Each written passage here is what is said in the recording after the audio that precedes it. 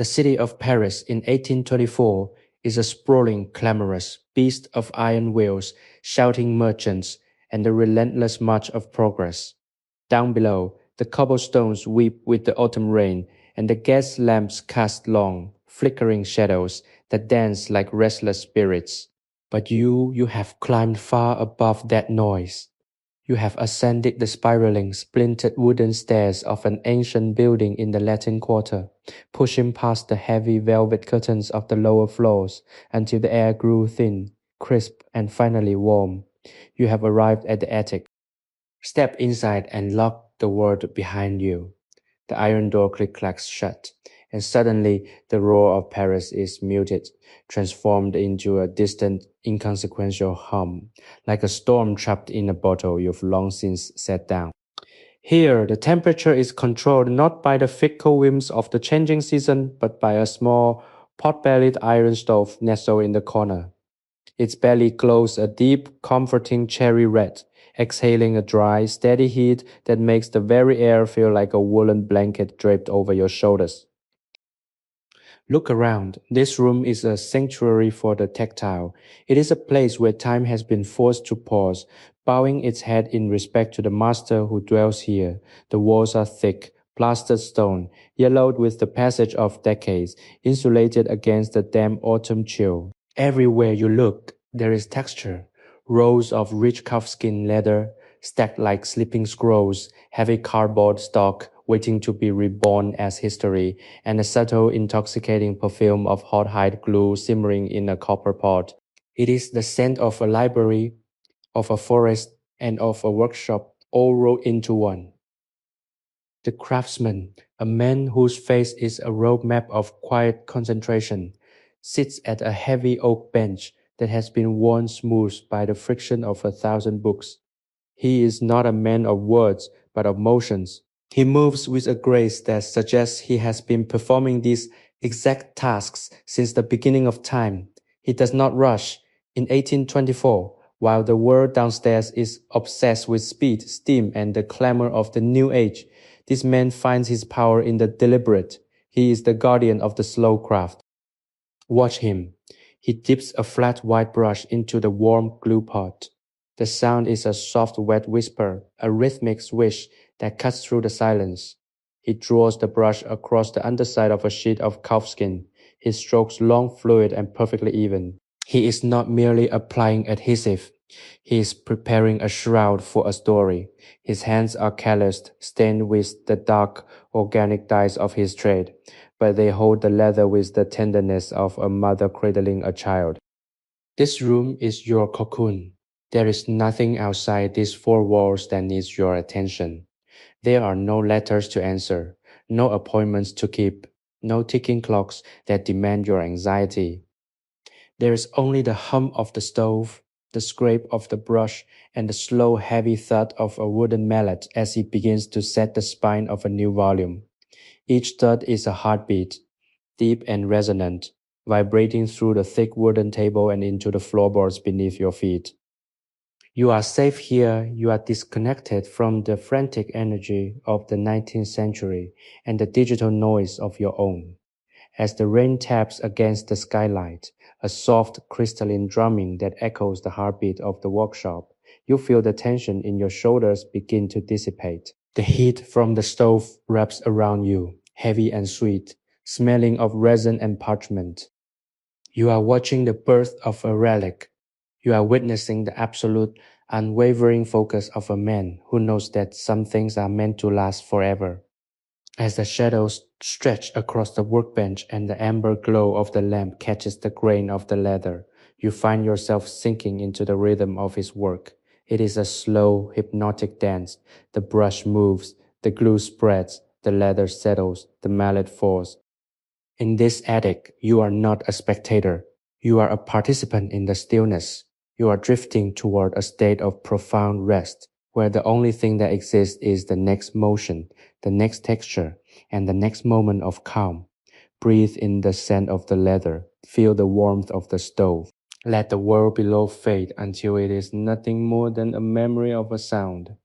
You are here, in the heart of Paris, in the year 1824, and you are finally completely at peace. The rhythm of the attic is a heartbeat that governs everything. With the leather now perfectly coated in the warm golden brown adhesive, the artisan sets the brush aside. It rests against the rim of the copper pot, a small dark island in a sea of liquid warmth. He turns his attention to the structure, a set of thick, heavy cardboard covers that have been patiently waiting under a weighted stack of lead bars. These pieces of board are the skeleton of the book, the sturdy foundation upon which the identity of the future volume rests.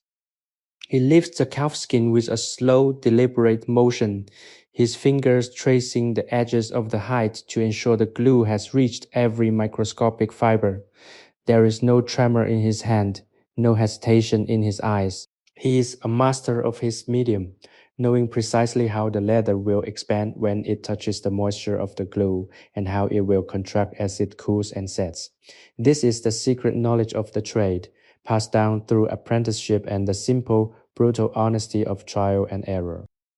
He lays the leather down on the bench, skin side up, and carefully lowers the cardboard covers into their designated spots. The precision is staggering. He aligns them with an instinct that bypasses thought, a physical memory that exists in his muscles and nerves. He smooths the material from the center outward, his palms acting as living tools, chasing away any trapped air with the gentle rhythmic pressure of his touch. The texture of the calfskin is subtle, a fine pebble grain that feels like velvet under his fingertips. He enjoys the sensation, the way the cool dry leather begins to absorb the warmth of the glue, becoming pliable and yielding under his guidance. He moves to the corners, trimming the excess with a blade that has been sharpened until it is a silver sliver of light. The sound of the metal biting through the leather is crisp, a clean, satisfying snick that reverberates in the quiet space. He folds the edges over, tucking the leather into the cardboard, creating a seamless, airtight seal that will protect the contents for a lifetime. He works in a sequence that never wavers. Tuck, fold, press, repeat. It is a choreography of craftsmanship. Outside, the Paris of 1824 continues its indifferent march, but inside the attic, the world has shrunk to the span of the workbench. There is a profound sense of isolation here, but it is not a lonely isolation. It is the isolation of a cloister, a place where the ego is surrendered to the work. As he folds the corners, the artisan pauses for a fleeting moment to look toward the skylight. The rain has intensified, transforming the glass into a blurred kaleidoscope of gray and silver. The light is dimming, forcing him to lean closer to the workbench, his posture hunched like a monk over an illuminated manuscript. He does not light a candle yet. He prefers the fading twilight, the way the room shifts into shades of indigo and charcoal, broken only by the persistent warm amber of the stove. The scent of the glue is stronger now, thickening the air with a primal, comforting density. It is the smell of connection, the connection between the animal that provided the hide, the tree that provided the paper, and the human being who is currently weaving them together. He finds a deep, quiet joy in this alchemy. Every book he binds is a legacy, a small piece of immortality created from the bones and skin of the natural world.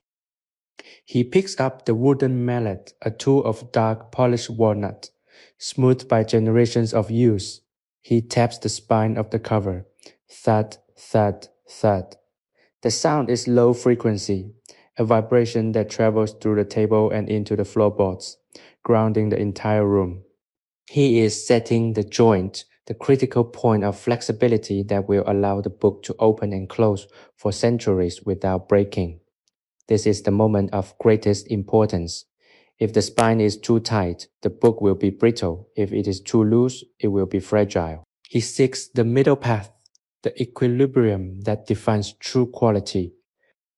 As he continues to tap, you feel the rhythm settling into your own bloodstream.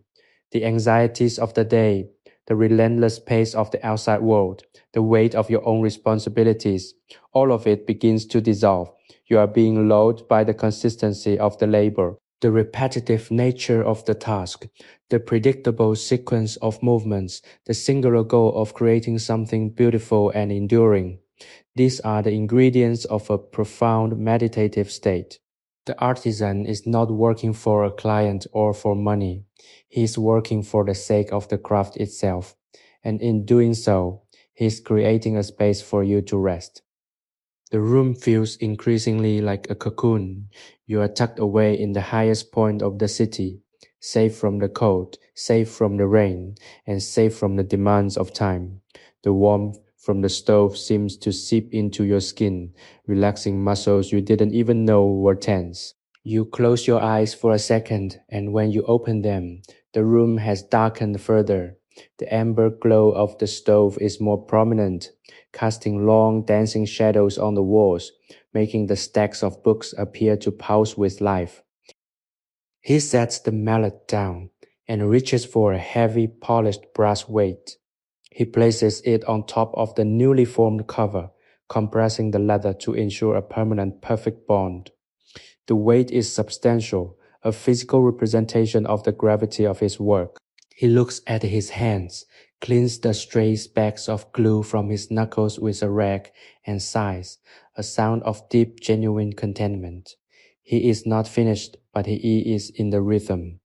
He has found the sweet spot of his craft, and he knows that the rest of the night will unfold with the same easy, predictable grace. He leans back in his wooden chair, the wood creaking softly in protest, and takes a slow, deep breath, tasting the air of his sanctuary. He is entirely present, entirely at peace, and you are right there with him, held in the cradle of his quiet, deliberate existence. The stillness of the attic is now absolute, a heavy velvet curtain that has fallen between this room and the rest of the world. The artisan stands, his joints popping softly, a sound that underscores the quietude of the space. He moves to the small iron-rimmed window and peers out at the city of Paris. Below, the streets are slick, reflecting the dim glow of distant lamps like a river of oil. A single carriage rattles by, its sound barely reaching this height, a ghostly intrusion from a civilization that feels centuries away. He pulls the heavy woolen curtain closed, effectively severing the last visual link to the exterior. Go out here, in the heart of his kingdom. The light is exclusively his own. The amber flicker of the embers and the soft diffuse glow of a single tallow candle he now ignites. He returns to his workbench, his steps deliberate and measured. He is preparing for the next stage of the process, the sewing of the signatures. This is the nervous system of the book, the sequence of folded paper that holds the information, the dreams, and the history within. He gathers the stack of cream-colored paper, each sheet perfectly aligned, their edges as sharp as the blades he uses. To watch him pick up the needle is to watch a transformation. His focus sharpens, his posture becomes even more rigid, and he enters a state of near trance. The needle, a thin curved piece of steel, catches the candlelight, glinting like a tiny star. He pulls the waxed linen thread through the eye of the needle. The sound of the thread passing through the wax, a faint dry rasp, is the only music in the room. He begins to stitch, passing the needle through the spine of the first signature with a confidence that speaks of decades of practice. There is no struggle here, only a fluid, almost aquatic movement in, out, pull, tighten, in, out, pull, tighten. The thread holds the pages together, creating a spine that is strong yet flexible, a backbone that will allow the book to lie flat upon a desk or rest against a shelf for generations. If you are feeling overwhelmed by the velocity of your own life, look closely at this thread. It is a line that binds the past to the present. Every stitch is a commitment to quality. He does not cut corners. He does not hide his mistakes, for there are no mistakes to be found. He knows that his reputation, and indeed his sanity, relies on the integrity of this invisible internal structure. As he sews, the signature begins to thicken, gaining weight and substance. It is a slow, meditative accumulation, one stitch after another, building toward a whole that is greater than the sum of its parts. This is the perfect moment to pause and reflect on your own journey, on the need for such sanctuary. Life often demands we move at the speed of light, chasing deadlines that don't matter, consuming content that holds no substance. Here in this attic, you are learning the value of the slow. You are learning that to truly create, to truly exist, one must be willing to inhabit the silence between the heartbeats.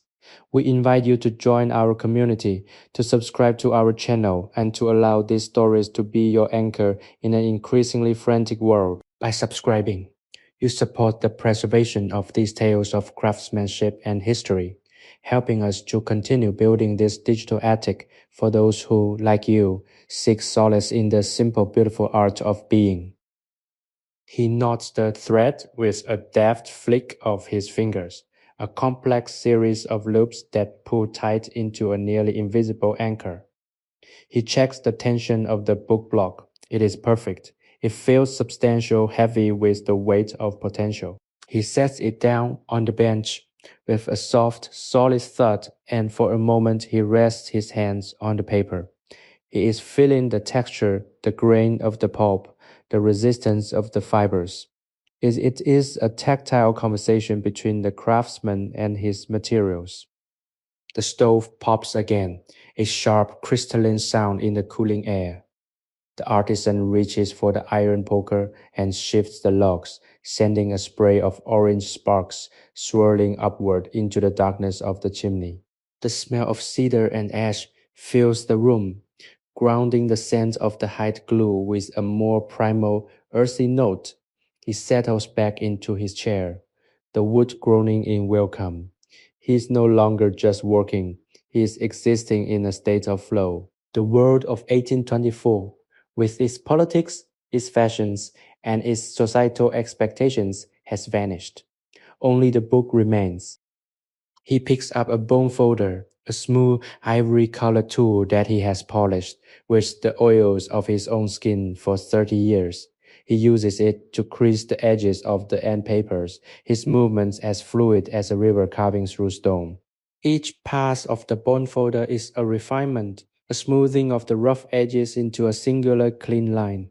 He is refining the object, polishing away the evidence of the struggle, leaving behind only the evidence of the mastery. You are watching him work, and in doing so, you are finding your own pulse slowing to match his. The breath in your chest deepens, the tension in your jaw uncoils, and the chatter of your mind subsides into the soft, rhythmic noise of the workshop. This is the power of the attic. It is a place where you are allowed to be unfinished, just like the book, and to trust that the process of being made is enough. You don't need to be perfect, you only need to be present. You don't need to rush to the end. You only need to enjoy the stitching, the folding, and the pressing. As the night deepens, the atmosphere in the attic grows more intimate. The shadows are no longer frightening. They are protective, wrapping around you, keeping you close to the source of the warmth and the light. You are becoming a part of the history of this room, a witness to a tradition that refuses to die. And in that witness, you are finding your own quiet, enduring strength.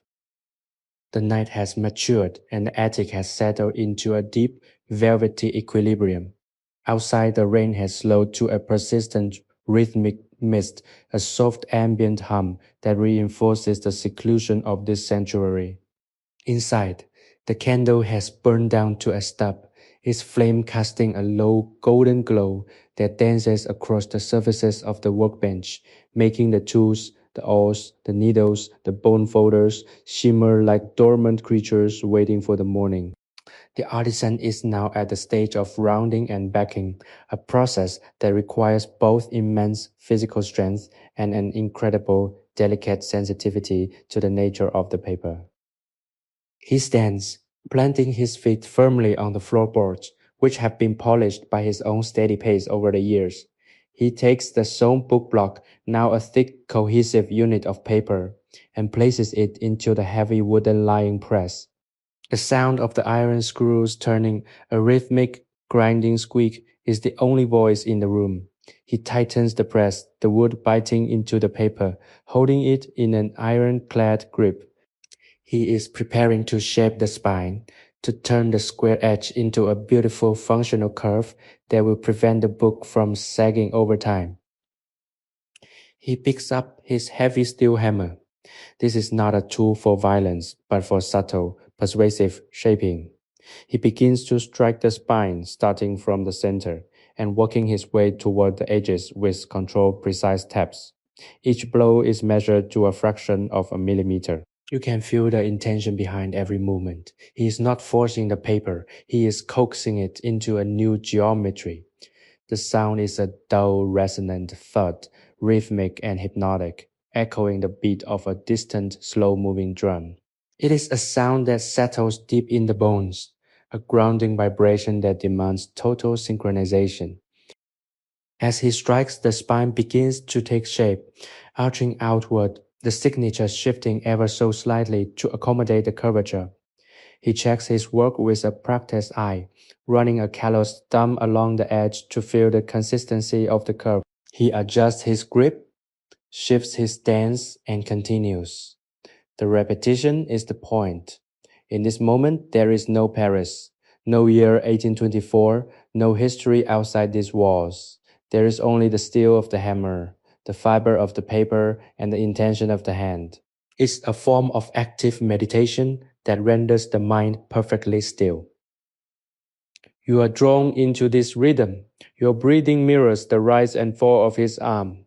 Every time the hammer meets the spine, you feel a release of internal pressure, as if the rhythmic thuds are striking away the debris of your own scattered thoughts. It is a process of refinement, of creating order from a bundle of loose pages. You find yourself focusing on the small details, the way the light catches a speck of dust floating in the stagnant air, the way the shadows shift as the candle flickers, the way the smell of the room changes as the heat from the stove fluctuates. He stops for a moment, wiping a light sheen of sweat from his brow. He doesn't look at the clock. He doesn't need to time here. He's measured by the progress of the craft, not by the shifting of minutes. He leans over the workbench, his silhouette framed by the glowing ember of the stove, and looks at the book as if it were a living thing. He is satisfied. He has achieved the curve, the shoulder that will allow the cover to fit perfectly against the spine once the casing is complete. This is the hallmark of a true master, the knowledge that the structure is the most important part of the art. He releases the press, the wooden screws turning back with a heavy, satisfying clatter. He lifts the book block, turning it over in his hands. It is no longer just a stack of paper. It has a presence, a weight, a personality. He sets it aside on a clean white linen cloth and turns to the glue pot once more. He refreshes the fire in the stove with a small piece of dry pine.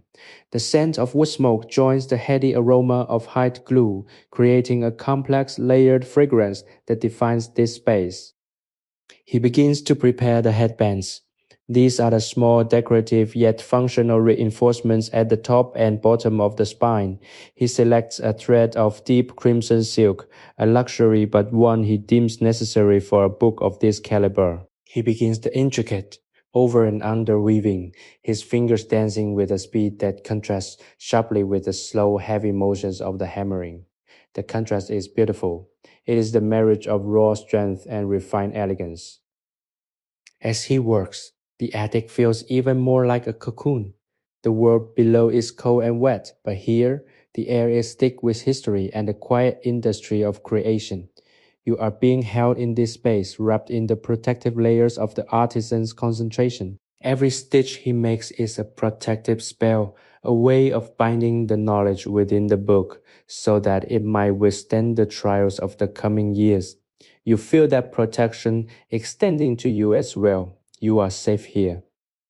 You are watching the creation of something meant to endure. And in that, you are reminded that you too have a place, a purpose, and the capacity for your own quiet, steady brilliance. The silence is now so profound that you can hear the faint, distant crackle of the fireplace, The soft rustle of the parchment, and even the shallow, steady rhythm of the artisan's own breathing. It is a symphony of small, honest sounds. You find yourself losing track of your own edges. Your boundaries seem to blur with the room itself. You are not just observing, you are the wood of the bench, the heat of the stove, the silk of the thread. You are the stillness that is being crafted one movement at a time. The night will continue and the work will continue. And in this, you find the deepest, most restorative peace you have known in a long, long time. The act of binding the headbands is a delicate ritual that requires a level of patience seldom found in the bustling, impatient world below. The artisan's hands, so capable of exerting force with the mallet, now exhibit the grace of a lace maker. He threads the crimson silk, pulling it through the paper with such precision that it barely seems to touch the page. Each pass is a soft rhythmic caress. The needle dips, enters the signature, exits, and loops around the core, a small, flexible cord of hemp. He pulls it taut, and the silk sits perfectly, a tiny, vibrant crown atop the spine. He works with an intensity that is entirely devoid of hurry, his eyes fixed on the point where the silk meets the parchment. There is something hypnotic about the repetition.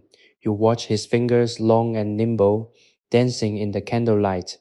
Each loop is identical to the one before it, a testament to decades of muscle memory.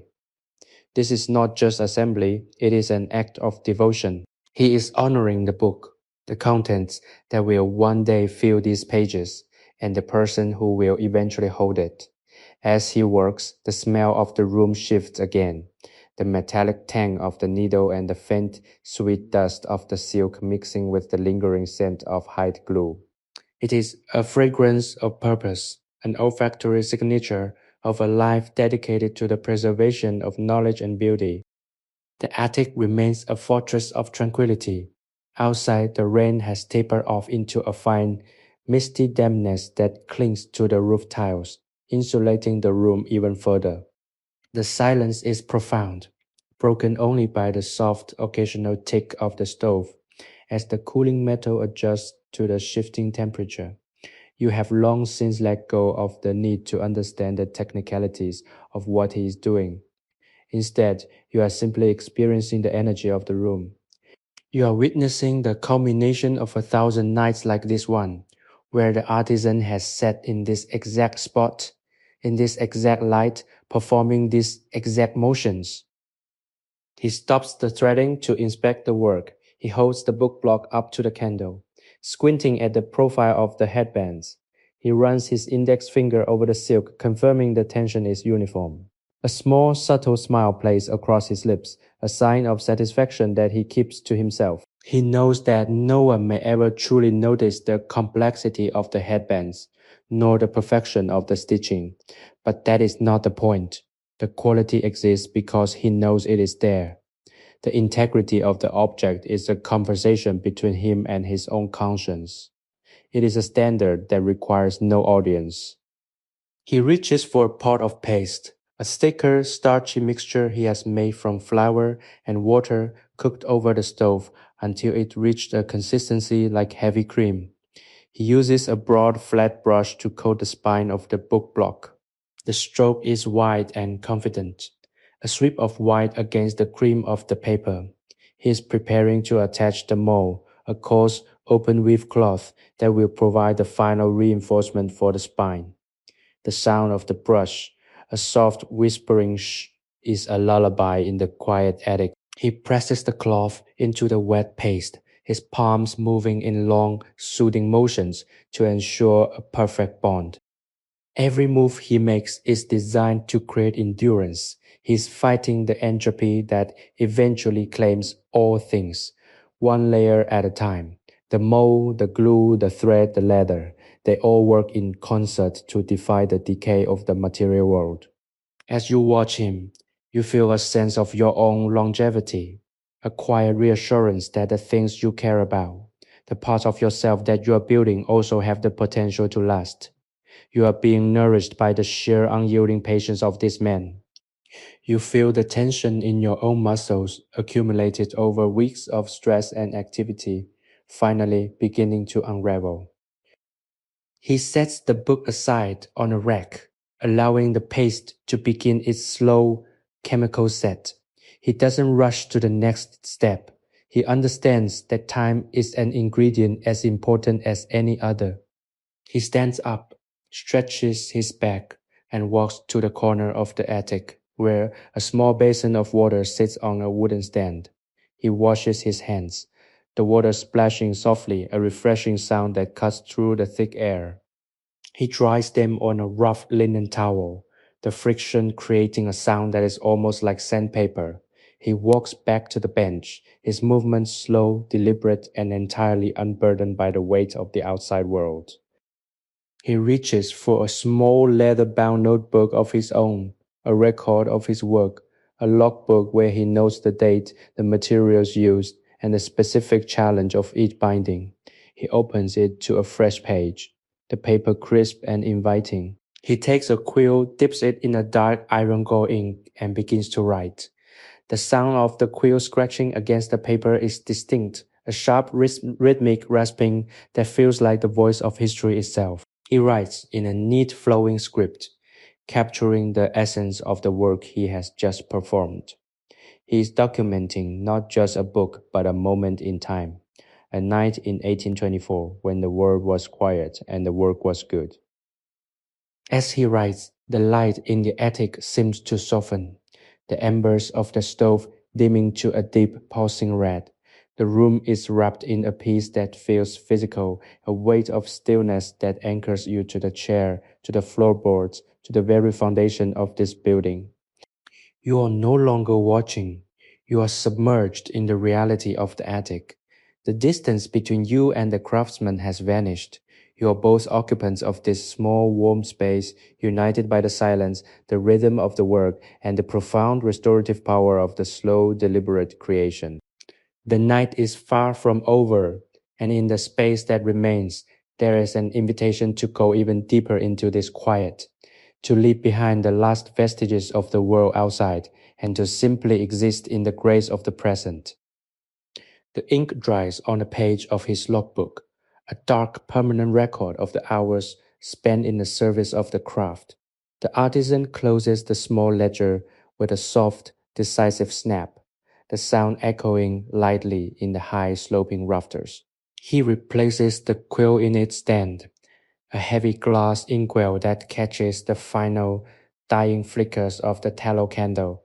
The air in the attic has grown heavy, thick with the cooling scent of the stove and the lingering sweet, earthy perfume of the leather and the drying paste.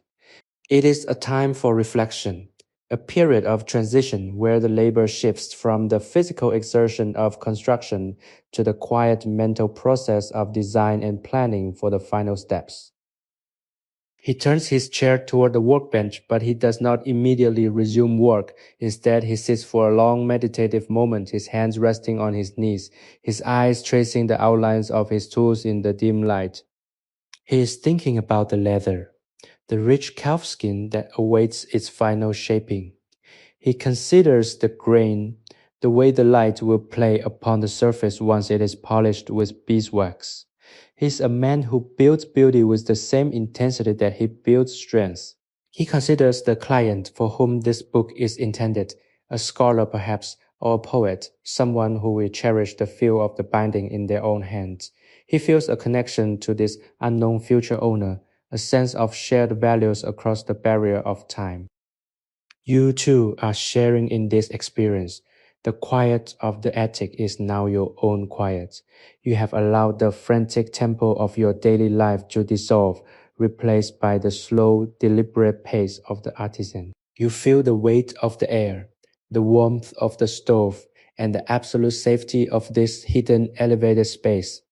It is a rare luxury to be this still, to have no purpose other than to exist in the moment, to observe the rhythm of a master's work, and to allow the mind to unspool. The world of 18024 with its grand ideas and its quiet, desperate struggles, feels as distant as the stars visible through the skylight, yet it is held in this room with a clarity that is both comforting and profound. He reaches into a leather satchel beside his bench and pulls out a small block of beeswax. The smell of honey and wildflowers wafts up, sharp and clean, cutting through the heavy musk of the workshop. He begins to rub the wax over a piece of linen thread, the friction creating a faint, high-pitched hum. He is preparing for the final decorative stitching of the casing, the detail work that separates a functional object from a true masterpiece. His focus is absolute. He is not merely preparing thread, he is preparing a narrative. Every action he takes is a piece of a larger invisible story, the story of a craft that has survived, evolved, and persisted, despite the endless, noisy encroachment of the modernizing world. As he works, the sound of the rain returns a soft, insistent patter against the slate tiles above. It is a soothing, predictable sound, an acoustic blanket that further seals the attic against the damp, cold night. You realize that you are feeling a deep, almost primal sense of rest. Your eyelids grow heavy. Your breathing slows until it is barely a whisper, and your mind begins to drift through the textures of the room. You are not thinking, you are simply sensing the heat, the smell, the sound, the sight of the artisan's steady, rhythmic movements. These are the elements of your current reality. You are becoming a part of the history of this room. He sets the wax thread aside and picks up a small, fine-tipped awl. He aligns the cover with the book block, his eyes squinting to ensure a perfect marriage of the two. The silence in the room is now so complete that you can hear the faint, distant settling of the building's timber frame, a low, groaning sound that feels like a house exhaling after a long day. The artisan's hands are steady, his touch light, his focus unwavering. He is preparing to punch the holes for the decorative lacing, the final intricate stage of the binding. He positions the tool, takes a breath, and with a soft, crisp motion, punches the first hole, then the second. The sound is tiny, almost imperceptible, a sharp prick of metal against card. He works with a grace that is beautiful to behold. There is a profound honesty in his movements. He does not hide the effort, nor does he try to rush the finish. He treats every single hole with the same attention as if it were the only task of the night. It is a form of integrity that resonates in the quiet of the attic. You feel a deep, quiet gratitude for this experience. It is a privilege to witness such dedicated labor, to feel the ripple effect of his concentration. It is a reminder that there is value in the slow, the deliberate, and the handmade. It is a reminder that we are all, in our own way, binders of our own stories, stitching together the days and nights of our lives, trying to create something that will last, something that will hold the weight of our experiences. You are here because you seek this stillness, because you understand that the noise of the world is not the truth of the world.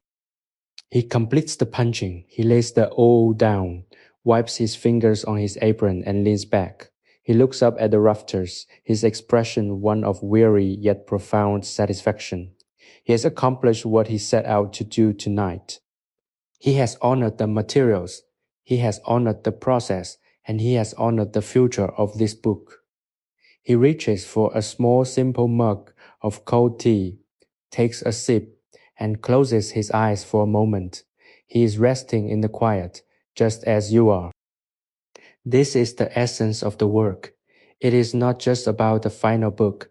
It is about the hours of peace that are earned in the pursuit of the craft.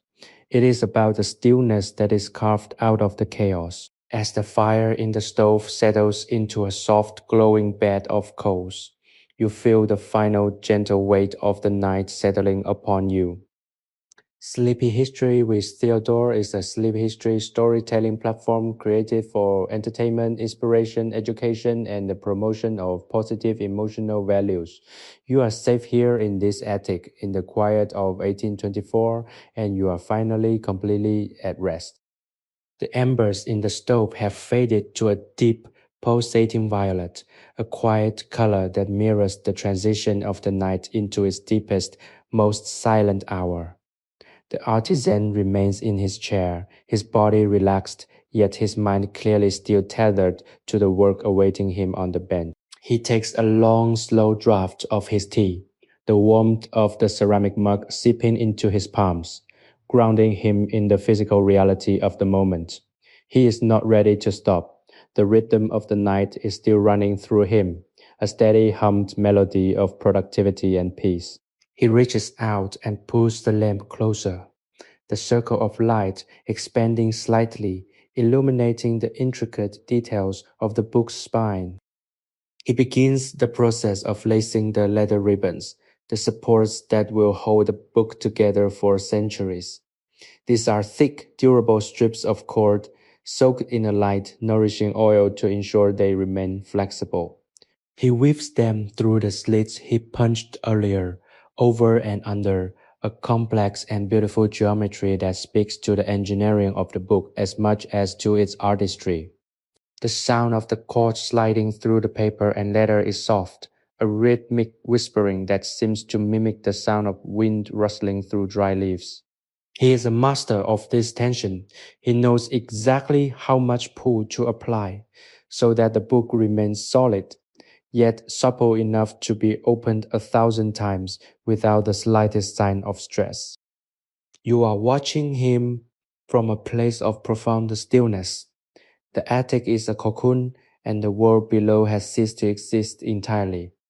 You are no longer in your own time. You are a ghost in this room, a witness to a way of living that is as extinct as the tools he uses, yet as timeless as the human need to create. You feel the weight of his focus pulling your own awareness into the fibers of the cord, the texture of the leather and the geometry of the lacing. It is a form of deep, restorative rest that is impossible to find in the noise of the modern world. Every breath you take is synchronized with his movements, and every heartbeat feels as if it were beating in time with the steady ticking of the cooling stove. He pulls the cord tight, securing it with a small, precise knot that he hides within the architecture of the spine. He cuts the excess with a sharp, swift motion. The sound of the knife is crisp, final, and satisfying. He examines the work, his eyes scanning the lines of the lacing, confirming that every connection is sound. He is not merely building a book, he is constructing a promise of durability. This object will survive him, and perhaps it will survive his children and their children. In this 1824 attic, he is performing an act of defiance against the fragility of time. He moves to the final stage of the day's work, the application of the end papers. He reaches for a set of marbled sheets paper he has created himself, using a technique of suspended colors on a bath of thickened water, a process that creates patterns as unique and complex as a fingerprint. The swirl of deep blues, ochres, and faint mossy greens is hypnotic. As he carefully glues the paper to the inside of the covers, the patterns seem to dance in the flickering light of the lamp. He presses the paper down with the bone folder, smoothing it out with an almost reverent touch. The sound of the folder against the paper is a dry, rhythmic scraping that seems to echo in the rafters. He is nearing the end of his work for the night, and you can feel the shift in the atmosphere. The urgency, however minor, has completely evaporated, replaced by a deep, expansive sense of completion. He picks up the book and opens it for the first time. The sound of the spine cracking, a soft, dry pop, is the birth of a new reality. He runs his hand over the open pages, feeling the weight, the balance, and the texture of the paper. He is satisfied.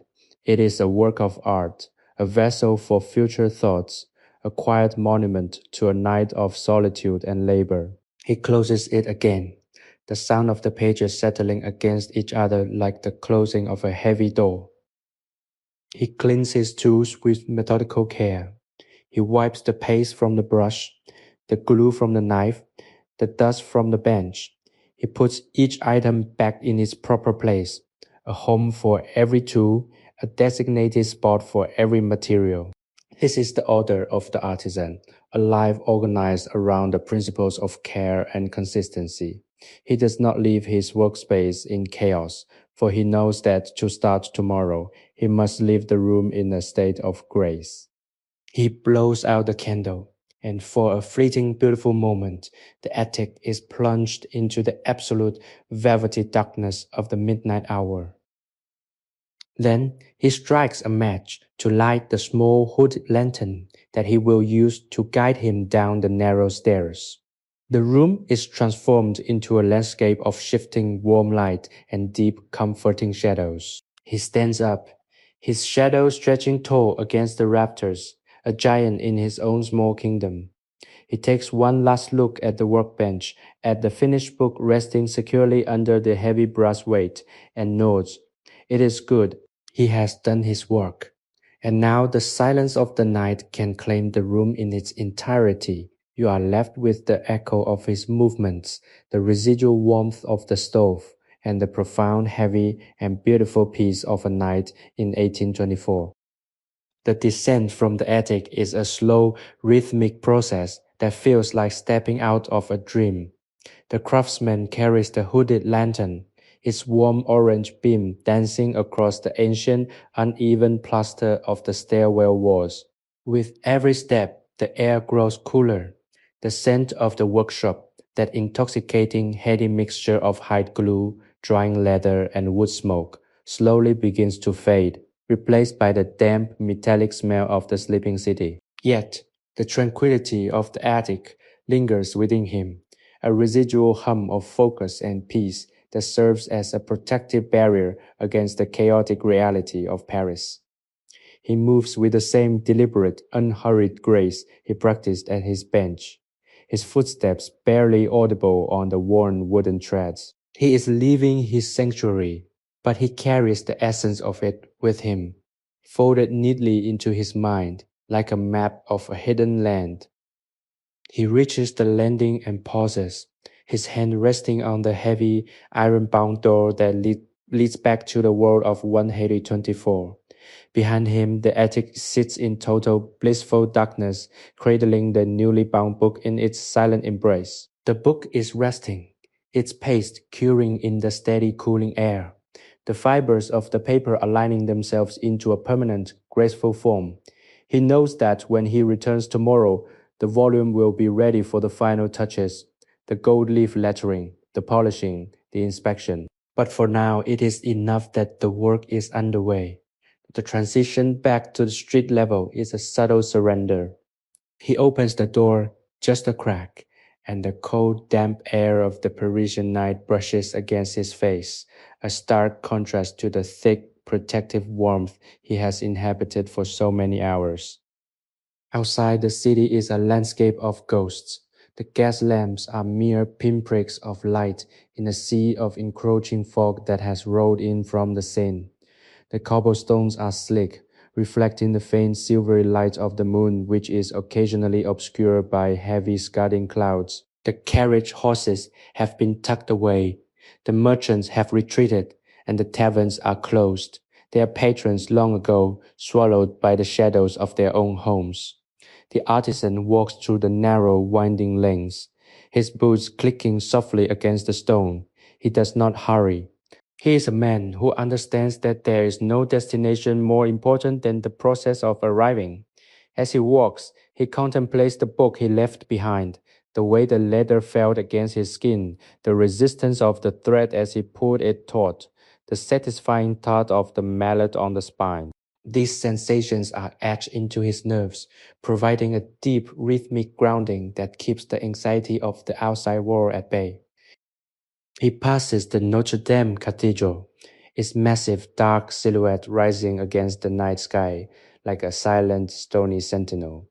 He pauses briefly to look up at the gargoyles, their faces frozen in eternal silent vigil. They seem to understand the work he does. They too are monuments to a time when craftsmanship was an act of devotion, when every stone was carved with the intent of longevity.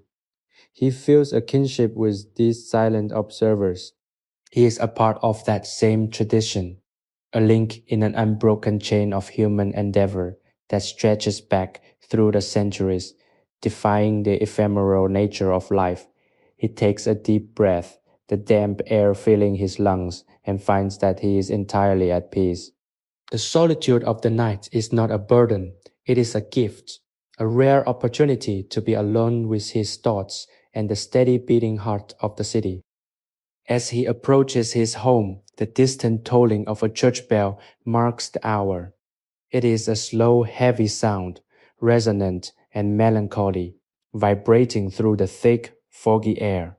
He counts the toes, his mind effortlessly tracking the rhythm, a habit of a man whose life is measured by sequences and structures. It is past midnight, but he is not tired.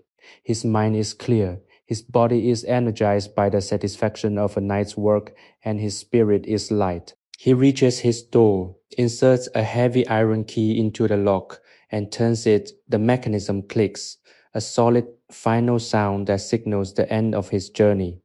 Inside, the house is cold, but it is a familiar, comforting cold. He moves through the hallway, his movements efficient and practiced in the darkness, and climbs the stairs to his bedchamber. He undresses slowly, folding his clothes with the same precision he applies to the leather in his shop. He does not need a candle. He knows the path, the texture of the walls, the placement of every chair and table. He feels the coolness of the sheets against his skin, a sharp contrast to the warmth of his workbench. He lays his head upon the pillow and closes his eyes, and immediately the images of his work flood his mind. The grain of the calfskin, the shimmer of the silk headbands, the geometric patterns of the lacing. He is drifting, the edges of his consciousness blurring, the boundaries of his self-contained existence dissolving into the vast, quiet expanse of the night. He is safe, he is rested, and he is content. Sleepy History with Theodore combines the power of AI to reimagine fictional historical tales, bringing peace, relaxation, and positive emotional values to our listeners.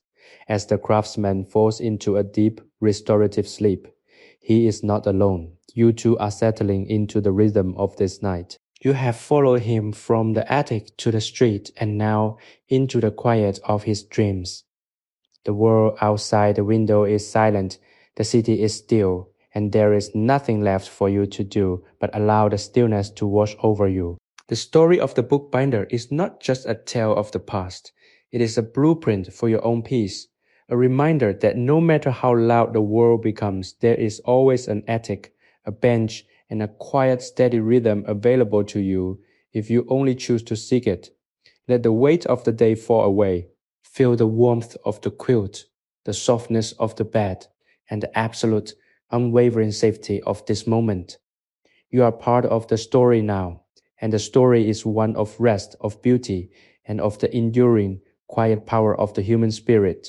Sleep comes not as an end, but as a beginning, a descent into the stillness where all things are made whole, where the chaos of the day is forgotten, and where you are finally perfectly at peace. The morning light in 1824 arrives not with a burst of clarity, but with a slow gray infiltration that filters through the thick, dust-mold-filled windows of the attic. It is a soft, diffuse luminescence, the kind that seems to cling to the surfaces of the old wood and the worn leather, making everything look like a painting from a forgotten gallery. The craftsman is already awake, his body having reclaimed its vitality during the hours of deep, dreamless sleep. He moves through his morning routine with a quiet, efficient economy, his actions mirroring the structure of his craft. He does not rush toward the workbench, even though the book awaits. He savors the transition, the slow, methodical awakening of his own mind and the room itself. He starts the iron stove once more, the initial strike of the match and the crackle of kindling serving as the day's first invitation to productivity. As the stove begins to breathe out its steady, comforting heat, he stands by the window, watching the city below begin its own morning transformation. The fog is lifting, revealing the rooftops of Paris, a chaotic, beautiful sea of slate and chimney pots. The sounds of the streets are starting to swell. The distant clatter of carriage wheels, the occasional shout of a street vendor, the low, persistent hum of a city waking up to its own ambition. But up here, there is only the faint, metallic scent of the heating stove and the smell of old stone. He feels a sense of profound detachment from the life below. He is a man who exists in a different layer of time, one defined by the thickness of a hide and the tension of a thread, rather than the frantic demands of the social or political moment. He turns from the window, his expression neutral, his mind already centered on the day's objectives. He approaches the workbench. The book lies exactly where he left it, the brass weight still holding the covers in a firm, unrelenting grip. He touches the weight, then lifts it, the metal cool and heavy in his hand. He inspects the spine again, running his finger along the curve. He hammered so painstakingly the night before. It is perfect. The paste has cured, the leather has settled, and the structure is rigid yet responsive. He begins the next phase of the process, which is the preparation of the gold leaf. This is a delicate, almost ethereal task. He spreads a thin layer of size, a sticky organic adhesive, onto the leather. His movements so slight that they are nearly invisible. He then prepares his gold laying cushion and the burnishing tool. The room feels intensely intimate, as if the air itself has grown denser, holding its breath in anticipation of the beauty that is about to be imparted to the book. He opens a small weathered leather box, revealing the booklets of gold leaf. They are so thin, so fragile, that the slightest breath of wind would send them drifting like autumn leaves. He treats them with the utmost reverence. He uses a pair of ivory tweezers to lift a single sheet, his breathing shallow, his focus absolute. He lays the gold onto the leather. It adheres instantly, a bright metallic flash against the dark, earthy tone of the calfskin. He does this with a series of gentle tapping motions, a choreography of precision. Each piece of gold is a commitment, a permanent addition to the history of the object. He is not just decorating, he is illuminating. The contrast between the matte organic leather and the shimmering eternal gold is a reminder of the duality of his craft, the physical and the celestial, the earth and the light. He works with a methodical, unhurried pace, and you, as the witness to this labor, feel your own sense of time expanding. The repetitive nature of the gold laying, the soft rhythmic adjustments of the tool, the way the light catches the metallic edges, all of this pulls you further into the cocoon of the attic. You are no longer thinking about the world outside. You have forgotten the, to you, ancient history of 1824 and are instead living entirely in the now of the binder's workshop. The air is warm and smells faintly of size, glue and the metallic tang of the gold. It is a clean, honest scent. You feel the tension that usually occupies your mind, the list of things to do, the worries about the future, the regrets about the past, dissolving into the golden glow of the workbench. He stops to sharpen his burnishing tool, a small rod of polished agate. The sound of the stone against the sharpening oil is a rhythmic, hypnotic rasp. He is preparing for the final, most crucial step of the day, the impression of the title. He has selected the letters, the brass punches that will carry the name of the work into the gold leaf. He warms them over the stove, a process that requires a delicate balance, too cold, and the gold will not adhere, too hot, and the leather will be scorched. He tests the heat against a scrap of leather, the scent of burning skin briefly spiking in the air, a familiar pungent note that he finds reassuring. He is ready. He aligns the punches, his hands steady, his breath held for the brief, critical second of the impact. He presses down. The sound is a dull, solid click, a sound of finality. He lifts the punch, and there, perfectly centered and brilliantly defined is the title. He repeats this for every letter, a sequence of impressions that spell out the identity of the book. As he finishes, he takes the agate burnisher and rubs it over the gold, bringing it to a brilliant mirror-like shine. The light in the attic seems to brighten, as if the book itself is reflecting the intensity of his focus back into the room. He leans back, the chair creaking in a rhythmic protest. He is finished with the lettering. He picks up a soft, clean rag and wipes away the excess gold leaf, the particles dancing in the air like microscopic sparks. The spine is now complete, a piece of craftsmanship that is as functional as it is beautiful, a vessel that is ready to hold the weight of its own significance for centuries to come. He is content, and in his contentment, you find a mirror of your own. The room now holds a different quality of silence, one that speaks of a task completed rather than a task in progress. The artisan stands before his bench, his hands resting on the edge of the wood, and for the first time in many hours, he does not look at the book. Instead, he looks at the dust motes dancing in the shaft of light, cutting through the attic's singular high window. The intensity of the last 2 days, the gluing, the sewing, the backing, the gilding has left a residue of profound calm in the air. He is a man who knows the value of the after, the quiet interval that follows the completion of a creation. He breathes in deeply, the scent of the workshop now so familiar that it is practically part of his own skin. It is the scent of permanence, of slow time, and of a life lived in accordance with the rhythms of the material world. He reaches for a soft dry cloth and begins to polish the finished cover one last time. He moves in circular rhythmic motions, a gentle caress that draws the natural oils from the leather to the surface, creating a subtle, deep sheen. The book feels alive in his hands. It is no longer a collection of separate parts. It has become a unified object, a container for thoughts, a repository for a future that he will never see. He turns it over, checking the corners, the squareness of the edges, the alignment of the end papers. Every aspect is consistent with the standard he has set for himself.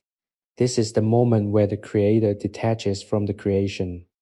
The book is ready to leave the sanctuary, to return to the world of 1824, to travel through streets, to sit in libraries, to be opened by hands that he will never know. You feel a strange, lingering sense of melancholy as you observe this finality. You have become so accustomed to the slow, steady rhythm of this attic, to the predictable progression of the craft, that the thought of the book leaving feels like the ending of a shared journey. But you also feel a deep, expansive sense of pride.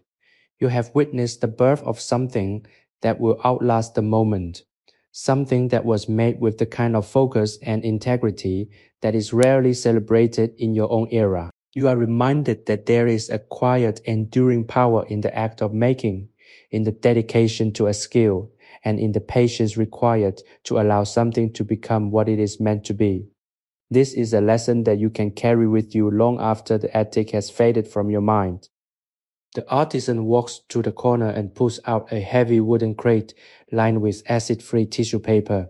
He places the book inside, nesting it into the soft protective layers as if he were putting a child to bed. He folds the paper over the top, shielding it from the dust and the light. This is his final act of guardianship. He closes the crate with a soft, sliding motion, the wood groaning slightly. He has done his duty. He has ensured that the object will remain pristine for its journey, and now he is free to return to the simple, unburdened existence that is the life of a craftsman. He takes the crate and sets it on a shelf alongside dozens of others, each one containing a piece of his history, a fragment of the lives he has helped to document. He begins to tidy the workshop. This is a ritual that is as important as the binding itself.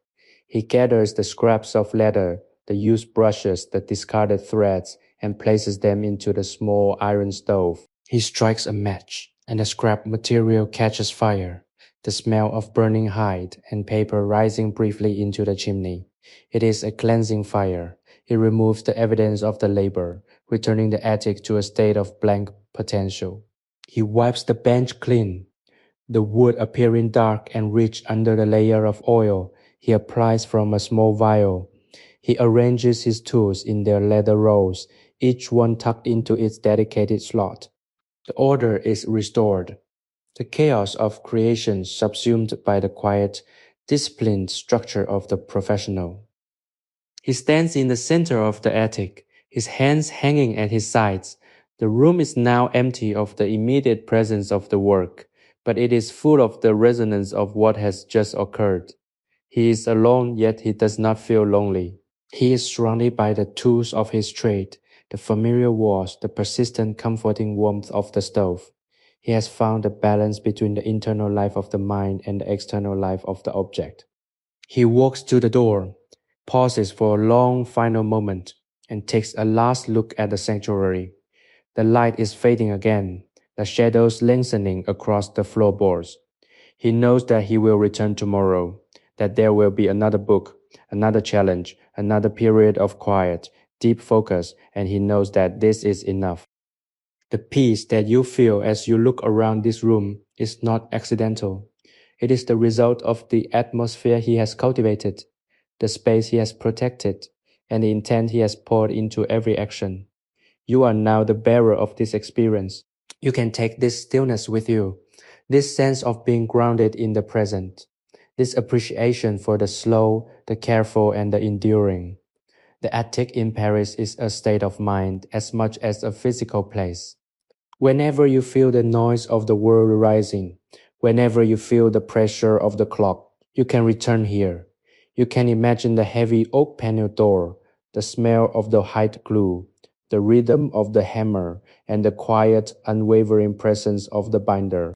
You are the witness, and you are the recipient of the piece he has created. You are now and will always be part of the story. The attic is silent, but it is the silence of a hell breath, not of emptiness.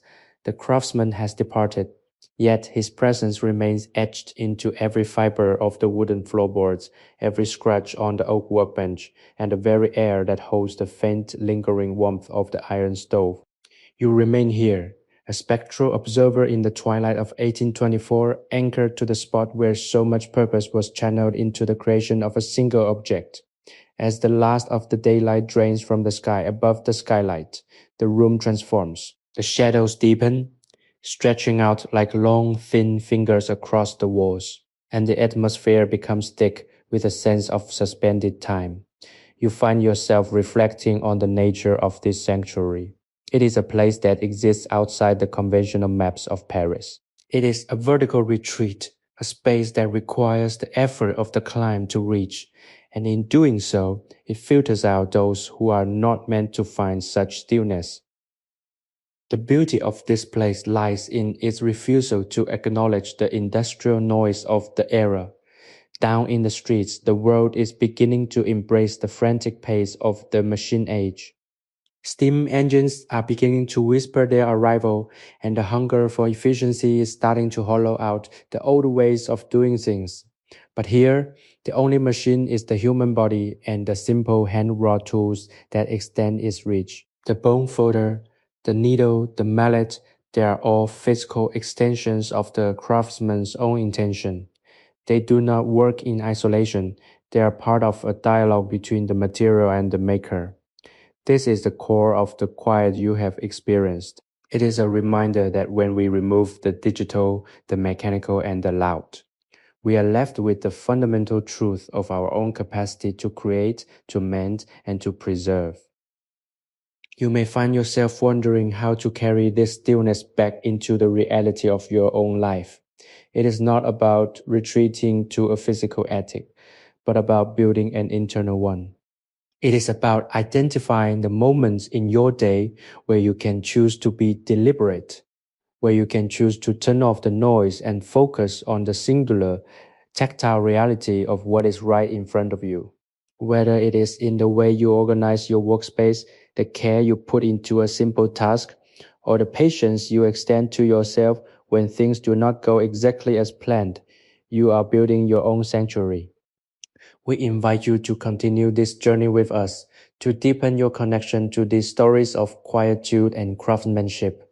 We encourage you to subscribe, to join our growing community of those who seek the slow in a world that only knows fast. Your support helps us preserve these moments of peace, allowing us to continue sharing the stories that remind us of our own humanity.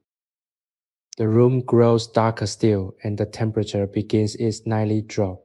The iron stove, having served its purpose for the day, settles into a soft, glowing bed of embers that pulse like the fading heartbeat of the building. You notice how the leather scraps, though small, still hold the faint, earthy scent of the tannery, a reminder of the origins of this craft. Everything here is linked to something else. The paper to the forest, the leather to the animal, the thread to the field, and the glue to the cycle of the seasons. It is a closed loop of sustainability and respect. There is no waste here because everything has a value, a place, and a purpose. This is a profound contrast to the disposable culture that has come to dominate the modern world, where things are made to be replaced rather than to be cherished. As you sit in the near darkness, you realize that your own mind has reached a state of profound clarity. The frantic circular thoughts that usually occupy your attention, the anxieties of work, the pressure of expectations, the endless chatter of information have all subsided. You are witnessing the power of a quiet environment to influence the internal landscape. The attic has acted as a filter, clearing away the debris of your concerns and leaving behind a clear, steady awareness of the present moment. You feel a deep, gentle appreciation for this state of being. It is not a state of euphoria, but something more stable, more enduring. It is a state of equilibrium. You feel comfortable in your own skin, present in your own life, and at peace with the uncertainty of the future. The wind begins to pick up outside, a low, mournful howl that rattles the frame of the skylight. But it cannot touch the interior. The thick plastered walls act as a shield, holding the stillness inside like a secret. You are completely safe. There is no one who can reach you here. No demand that can breach the defenses of this attic. You are free to simply exist. As you prepare to leave this space, carry with you the memory of the light on the workbench, the sound of the needle through the paper, and the unwavering deliberate rhythm of the artisan's hands. Let these images be the anchors you return to when the world becomes too loud. The attic is always there, and the peace you have found is not something you are leaving behind, it is something you are taking with you. The night continues, but the core of your experience is now complete. A moment of stillness, a breath of clarity, and a deep, abiding sense of belonging to the quiet, beautiful tapestry of human history. The moonlight, pale and filters through the clouds, now casts a ghostly silver glow upon the floorboards of the attic, painting the room in shades of charcoal and ash. Without the warmth of the stove, the air has taken on a crisp, biting quality, yet is not unwelcome. It feels like the sharp, clean breath of the outdoors brought inside, a final cooling that seems to purge the space of the day's lingering energy. You find yourself moving through the room with a sense of phantom familiarity, your steps silent as you navigate the narrow passages between the heavy, dark shapes of the storage shelves. Go out here, in the hollow of the night. The attic feels like a ship anchored in the middle of a vast dark ocean, disconnected from the harbor of the city below. The sheer weight of the books surrounding you, each one a dormant repository of thoughts and stories, creates a tangible gravity that pulls you toward the center of the room. You reach out and touch the edge of the workbench. The wood is cold, hard, and unyielding, yet beneath the surface you can still feel the resonance of the work that was done here. It is as if the oak has memorized the pressure of the hands that lean upon it, the vibration of the mallet and the friction of the brushes. This is the secret life of inanimate objects. They become vessels for the energy we pour into them. In your own life, you might overlook the objects you interact with, the chair you sit in, the desk where you labor, the cup you drink from. But here, in this vacuum of silence, you realize that everything is a participant in the story. Every interaction leaves a mark. The artisan understood this, and that is why he cared for his tools as he would for his own children. He knew that the quality of his output was entirely dependent on the quality of his relationship with the world around him. The night deepens and the silence takes on a physical weight. It is not an empty silence. It is full of potential, a vacuum waiting to be filled with the next day's efforts. You listen for the sounds of Paris, but the attic is so well insulated that the world below feels as if it has been muted by a heavy velvet curtain. There is a sense of utter absolute solitude, yet it is not a lonely solitude. It is the kind of solitude that feels like a homecoming, a return to the essence of one's own self, stripped of the layers of identity and performance we wear during the day. You are just a consciousness, a witness to the stillness, and for once that is enough. You don't need to be anything else. You don't need to be productive or charming or prepare for the next challenge. You are simply present, inhabiting the space that was carefully crafted to facilitate this exact moment of grace.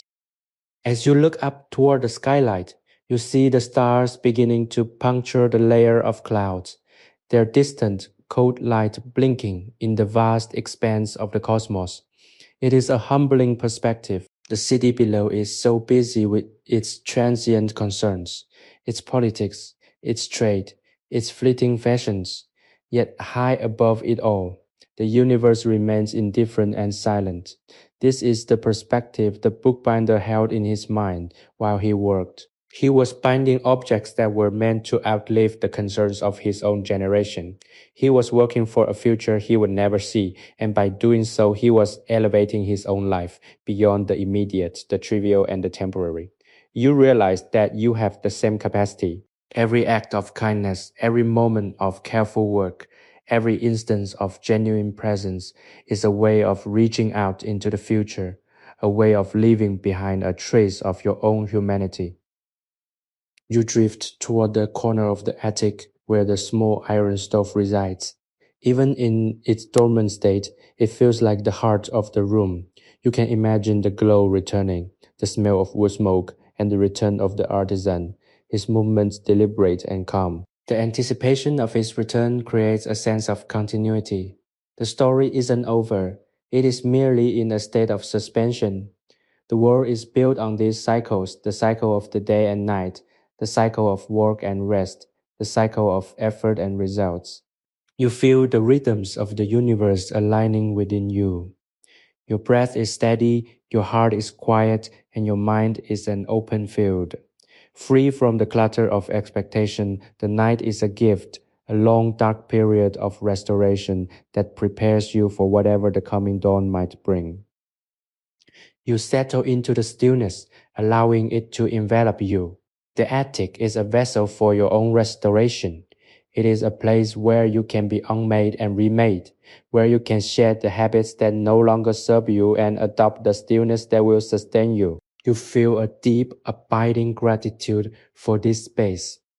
You have found what you were looking for, a sanctuary, a place where the noise of the world is not the final word, where the value of a person is not measured by their velocity, but by the depth of their presence. The night will eventually pass. The sun will rise and the attic will fill with the sounds of a new day of labor. But for now, you remain in the calm, held by the darkness, at peace in the heart of Paris in the year 1824. You are in every sense of the word, home. The pre-dawn hours bring a shift in the atmosphere of the attic, a subtle thinning of the darkness that suggests the world is preparing for its rebirth. You are still here, lingering in the quiet corners of the workshop, watching the shadows retreat. The cold is sharp now, a reminder that the winter of 1824 is never truly far from the surface of these ancient stone walls. The silence remains unbroken, yet it feels different than it did at midnight. It is a transitionary silence, the space between the end of one rhythm and the beginning of another. You find your thoughts turning to the nature of the books that once occupied this space, thousands of them, each a unique architecture of thought, bound in this very room. They are spread out across the world now, hidden in private libraries, resting on dusty shelves in monastery alcoves, or perhaps lost to the damp of a cellar somewhere. Yet they all share a common ancestry, the quiet, methodical touch of the man who occupied this chair. You realize that this attic is a factory of legacy. Every book that left this room was a surrogate for its maker, an extension of his own consciousness and his dedication to the truth of his craft.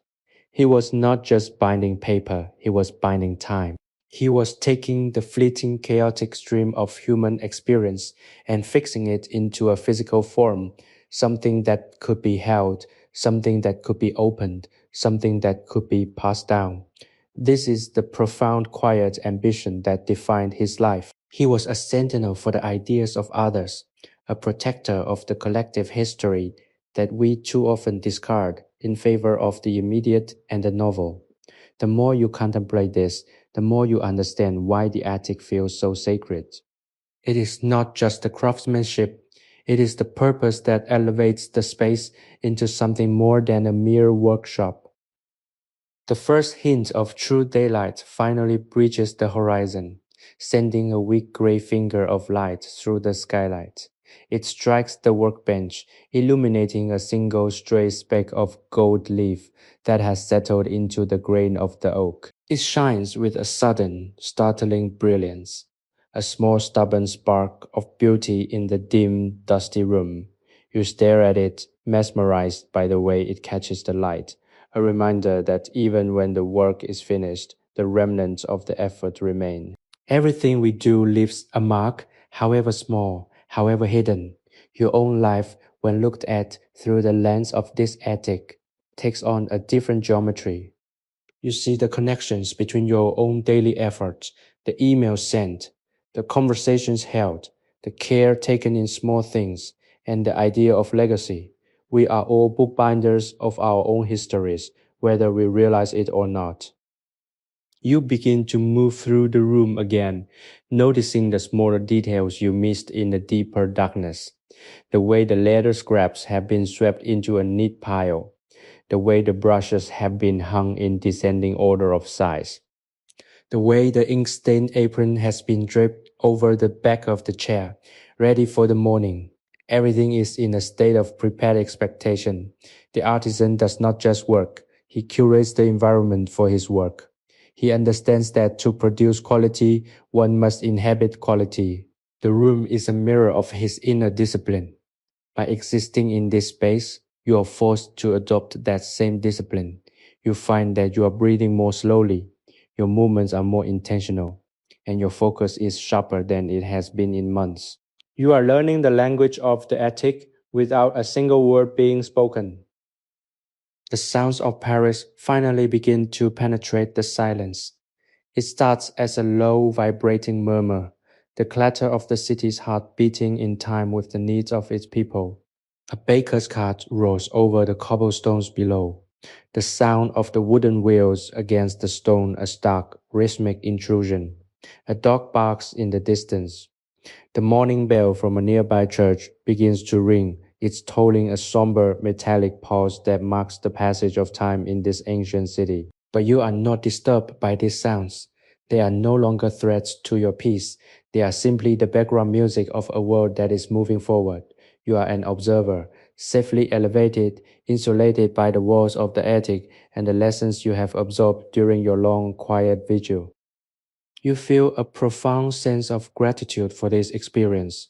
It is a rare thing to be able to step out of the current of your own life and exist, even for a short time, in the reality of someone else's dedication.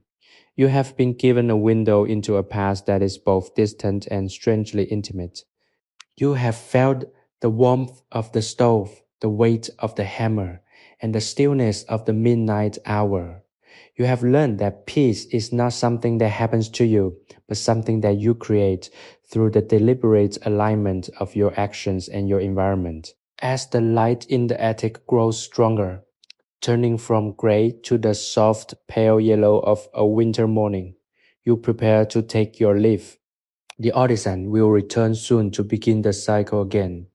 And when he does, he will find the room exactly as he left it, a place of potential, a sanctuary of silence, and a monument to the enduring beauty of the slow, careful, and meaningful life.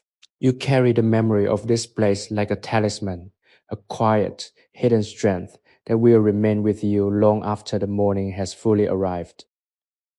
The arrival of the morning sun transforms the attic from a hollow of shadows into a space of clarity and purpose. The light creeps across the floorboards, highlighting the textures of the wood, the fine layer of dust on the rafters, and the meticulous arrangement of the tools upon the workbench. Everything is imbued with a sense of waiting, as if the room itself is holding its breath in anticipation of the artisan's return. You observe the way the light catches the metallic edge of the iron stove, turning the soot-stained surface into a landscape of dark, intriguing shadows. It is the beginning of another day in 1824, yet it feels as though the entire century is contained within these four walls. The world outside, with its politics, its technological shifts, and its growing complexity, seems utterly irrelevant in the face of this singular, focused reality. You have witnessed the transition of night to day, the cycle of work and rest, and you have come to realize that the value of this attic is not in its historical placement, but in its timelessness. As you stand in the center of the room, you feel a strange sense of ownership, not as a possessor, but as a guardian of the experience. You have inhabited the silence, you have felt the rhythm of the craft, and you have understood the philosophy of the binder. He does not build for the applause of his peers, nor for the immediate gain of his trade.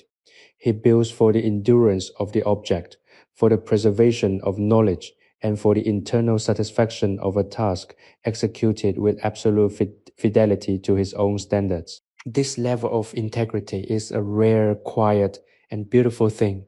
It is a rebellion against the temporary, the superficial, and the rushed. You reflect on the myriad ways in which we are invited to sacrifice our own integrity in favor of speed and quantity, and you find the ethic to be a powerful corrective force.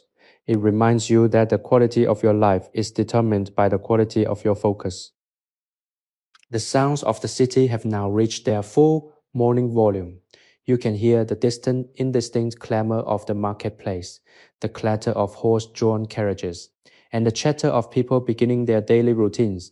But here, the sense of isolation remains intact. The insulation of the stone and the elevation of the attic create a barrier that even the loudest of sounds cannot breach.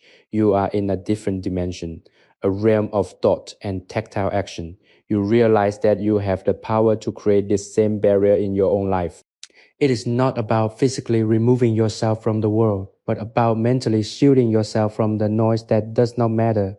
It is about defining the boundaries of your own sanctuary and then having the discipline to maintain them, regardless of the pressure from the outside.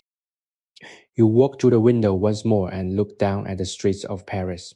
The people moving below seem like small hurried figures, caught in the currents of their own obligations and desires.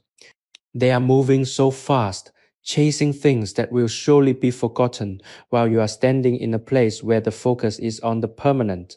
It is a striking contrast. You are beginning to see that the real power lies with those who know how to stand still, how to work with patience, and how to define their own meaning in a world that is constantly trying to assign it to them. The bookbinder is not just a craftsman, he is a philosopher of the hands. He has found the answers to the questions that plague the modern world, not through abstract thought, but through the consistent application of his own character to the materials he works with. You notice the smell of the room has shifted again as the sun warms the wood of the attic. The scent of the dry, aging oak is released, mingling with the last faint traces of the hide glue. It is an earthy, comforting aroma that feels like the very breath of the room. It is the scent of a history that is being actively lived rather than passively remembered. You feel that you are leaving a part of yourself behind in this attic, the part that was anxious, the part that was hurried, the part that felt the need to keep up with the world. In exchange, you are taking with you a piece of the binder's stillness. You are living with the knowledge that the pace of your life is a choice, not an imposition. You have seen the alternative, and you know that it is a path to a deeper, more resonant existence. The moment of departure feels natural, a gentle unfolding of the experience rather than an abrupt end. You have served your time as a witness to the sanctity of the work. As you turn to move toward the door, you look back one last time at the workbench, the tools, and the space where the book was born. It is a picture of profound order and quiet, enduring strength. You know that as soon as the door opens, the sounds of the stairs will return, the air will change, and the transition back to your own time will begin. But the attic will remain. It will wait for the next time you need it, a fixed point in the landscape of your mind, a reference for the kind of peace that is possible when we stop trying to conquer the world and start trying to do one thing well. You are ready to go, and you are ready to carry this peace with you into the day ahead. As the heavy oak door clicks shut behind you, the sound serves as a final resonant punctuation to your time in the attic. The silence you leave behind is not a void, it is a weight, a density that fills the room even in the absence of the craftsman. As you descend the winding, creaking stairs, the physical sensation of the air changes. The temperature rises, carrying with it the sense of the lower floors, the dampness of the building's foundation, the faint odor of coal smoke, and the stale air of 100 lived-in lives. You are traversing the layers of the city, moving from the pristine, elevated focus of the workshop down into the collective, messy reality of the 19th century. Every step downward is a subtle relinquishment of the stillness you have cultivated, yet you find that the calm is not shedding like a skin, it is instead embedding itself into your rhythm. Your heartbeat remains steady, your breathing measured, and your mind continues to hold the image of that single golden speck of leaf resting on the grain of the workbench. You emerge into the hallway of the building, a narrow, dim corridor lined with peeling wallpaper and the occasional echo of voices from behind closed doors. You are no longer in the sanctuary. You are back in the flow of time. A neighbor walks past, a woman in a heavy woolen shawl carrying a basket of bread. Her eyes downcast, her movements hurried. She does not see you, or perhaps she sees you only as another shadow in the dim light of the corridor. You realize how much the world relies on this state of constant motion. Everyone is pursuing their own version of survival, their own version of significance, and yet for all the movement, there is a lack of depth. You recognize the hunger in the eyes of the people you pass. The hunger for something more than the immediate task, more than the next meal, more than the next day of labor. They are living the reality of the 18224 industrial shift, and you have seen the alternative. The street level brings the full impact of the Parisian morning. The air is cold and biting, smelling of damp cobblestones and the pervasive, acrid tang of carriage exhaust. The noise is a cacophony, iron rims grinding against stone, the harsh cries of street vendors hawking their wares, the rhythmic tramping of boots on the street. It is a sensory assault that would have sent you reeling a day ago, but you stand for a moment on the threshold of the building, observing the chaos with a detached, serene curiosity. You are a ghost among the living, carrying the secret of the attic within you. You know that you can step back into this noise, participate in it, and even contribute to it, without ever being consumed by it. You have established a point of reference that exists entirely separate from the environment. The attic is not a place you have left. It is a center of gravity you have carried with you. You begin to walk, Your pace perfectly aligned with the rhythm you learned in the attic. You don't try to outrun the crowd, nor do you get swept up in their frantic tempo. You find your own space, your own cadence, and you move through the city with a sense of purpose that feels both heavy and light. You notice details that others miss, the way the light hits the ornate carving on a doorway, the way a stray dog navigates the traffic, the way the clouds are shifting to reveal a sliver of blue sky. Your focus has expanded, but it retains the clarity of the workbench. This is the ultimate gift of the artisan's practice. He taught you that clarity is not about narrowing your vision, but about refining your attention. When you give your full presence to the small things, the larger things begin to align themselves with a new, more profound sense of order. As you navigate the Latin Quarter, the architecture takes on a new significance. The buildings that once felt like mere walls now look like history solidified, each one a structure meant to house a life, a story, a struggle. You wonder about the people who live in them, the craftsmen, the clerks, the dreamers, the desperate. You wonder how many of them have their own attics, their own private spaces of focus and creation, hidden away from the prying eyes of the world. You see the city not as a machine of industry, but as a vast interconnected tapestry of individual efforts. Some are loud and destructive, while others are quiet and restorative.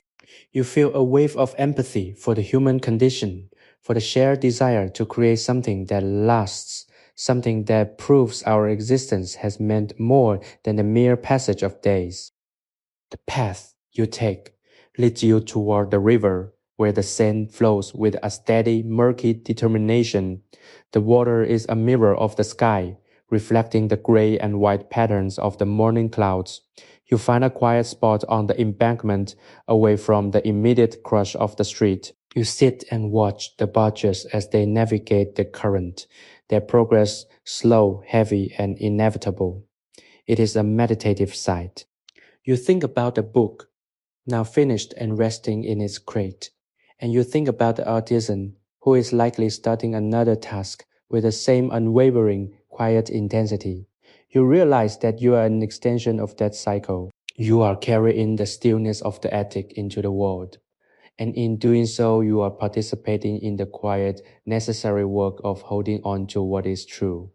The world of 1824 will continue to change, to accelerate, and to modernize. But as long as there are those who remember the value of the slow, the spirit of the attic will remain. And for you, that spirit is now a permanent companion, a source of strength that you can call upon whenever the world demands you move too fast, whenever the noise becomes too loud, and whenever you lose sight of the beauty that is always available. If only you are willing to slow down enough to see it. The riverbank is a place of transit, a boundary between the stone permanence of Paris and the fluid, ever-changing nature of the water. As you sit watching the Seine, you realize that your internal state has become much like the current, flowing but deep and unhurried. The frantic need for validation, the desire to be everywhere at once, and the anxiety about the future have been replaced by a singular focused awareness of the present. You are observing the city through the eyes of the bookbinder. Every surface, every texture, and every movement seems to have a weight and a history of its own. The way the sunlight catches the mossy stones of the quay, the way the sound of the oars hitting the water creates a rhythmic low-frequency pulse. These are the things that matter now. They are the details of reality, the building blocks of a life lived with intention. You feel a profound sense of relief in this realization. You are no longer trying to control the world. You are simply allowing yourself to be a witness to its unfolding. The story of the attic has become a part of your own personal geography. It is not just a scene you observed, it is a space you have internalized. You understand now that the artisan's life was not a withdrawal from the world, but a way of engaging with it more deeply. By focusing on the creation of a single beautiful object, he was contributing to the world's store of order and meaning. He was making the world a slightly better place by ensuring that a single volume would endure the ravages of time, and you too have that capacity. Your work may not involve calfskin, hide glue, or a gold laying cushion, but it involves the same fundamental elements: attention, precision, patience, and the commitment to doing what you do with a heart full of integrity. This is the bridge between the 1824 attic and your life in the present. It is the realization that the specific craft matters less than the specific state of mind you bring to it. You look at your hands, noting the faint imaginary traces of the work you witnessed, the imaginary dust of the paper, the phantom scent of the leather. They feel capable and steady. You realize that you have been looking for peace in the wrong places, searching for it in grand gestures or external changes, when all along it was tucked away in the way you approach your next task, the next interaction, the next moment. Peace is a practice, not a destination. It is the rhythmic thud of the mallet on the spine, the gentle swish of the brush, and the quiet click of a job well done. It is found in the willingness to be finished with a thing, and to be content with the result, knowing that you have given it your absolute undivided best. This is the lesson of the attic, and it is a lesson that is both simple and profoundly liberating.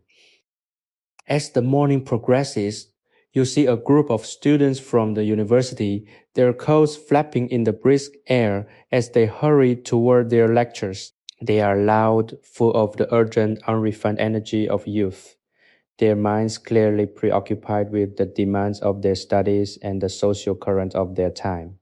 They are the future of Paris, the generation that will eventually steer the city into the new age. You watch them with a sense of tenderness. They are so busy trying to become something, to achieve, to be heard, that they miss the quiet golden light reflecting off the river. They miss the stillness of the air, and they miss the opportunity to simply be. You wish you could tell them what you have learned, that the world will give them plenty of opportunities to be busy, but very few opportunities to be still. You hope that in time they will find their own ethics. You stand up, brushing the dirt from your trousers, and feel a surge of physical vitality. The stillness has not made you lethargic, it has made you alert. You are ready to engage with the world, not on its terms, but on yours. You will return to your life, but you will do so with a new cadence. You will walk a little slower, listen a little deeper, and work with a bit more of the binder's deliberateness. You have discovered that you can be an island of calm in the middle of a city of noise. You have discovered that your own internal world can be just as sturdy, just as protected, and just as full of purpose as the attic you have just left. The city of 1824 continues to hum around you, an endless, swirling machinery of existence. But you are no longer a cog. You are a conscious participant, a binder of your own days, and you are entirely, blissfully at ease. The walk back to the heart of the city is an act of reclaiming your own narrative. You move through the narrow, twisting streets with a sense of quiet command. You recognize the same buildings, the same shop fronts, the same piles of refuse and patches of light, but they no longer exert the same pressure upon you. You are seeing them through the filter of your new understanding. The chaos of the marketplace is just a different kind of structure, the structure of human necessity, the anger of a merchant, the laughter of a child, the sadness of a beggar. All of these are threads in the same tapestry. You feel a kinship with them all. You are part of the story, and the story is at its heart a beautiful, fragile, and ongoing process of creation. You are walking toward your own future, and for the first time in a long time, the path ahead feels clear, solid, and filled with the quiet, persistent light of your own internal workshop. The city of Paris, even in the cold light of day, begins to feel less like an overwhelming force and more like a vast, complex organism that you are learning to navigate with a new, quiet authority. You walk away from the river, moving back into the labyrinthine density of the Latin Quarter. The buildings here are ancient, their stone facades etched with the marks of centuries, much like the leather bindings in the attic. You find yourself running your fingers along the rough masonry as you pass, feeling the cold, hard reality of the city's bones. It is a tactile experience that grounds you, reminding you that everything from the smallest book to the largest cathedral is built on a foundation of effort, time, and human touch. You are no longer just a traveler in this time. You are a student of its texture, its pace, and its latent, often overlooked beauty. The noise of the street, the shouting of the merchants, the clatter of carts, the ringing of bells no longer feels like an intrusion. Instead, it feels like the natural environment, the climate of a city that is always in the process of becoming something else. You realize that you were never meant to escape the world, but to learn how to exist within it while remaining anchored in your own stillness. The artisan did not live in a vacuum. He lived in the middle of this same city, amidst the same clamor, but he chose to create a space of order that functioned by a different set of rules. You are beginning to understand that this is the true secret of the attic.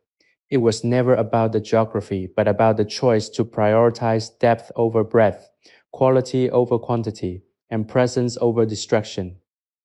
You stop by a small corner kiosk where an old man is selling pamphlets and sheets of printed paper. The air here smells of ink and damp paper, a pale, simplified echo of the attic's complex fragrance. You watch as he folds the sheets with a practiced, steady hand, his movements efficient and entirely without wasted energy. He is not a bookbinder, but he shares the same lineage of labor. He is part of the machinery of information, the people who distribute the ideas that the bookbinder works to preserve. You catch his eye, and for a fleeting, wordless moment, there is a recognition between you, a shared understanding of the value of the physical object, the importance of the work itself, regardless of its scale. You offer him a nod, and he returns it, a small knowing expression that acknowledges the quiet, steady rhythm of his own morning. As you continue your walk, you realize that the world is filled with these small, quiet pockets of industry and purpose. They are the true hidden infrastructure of civilization.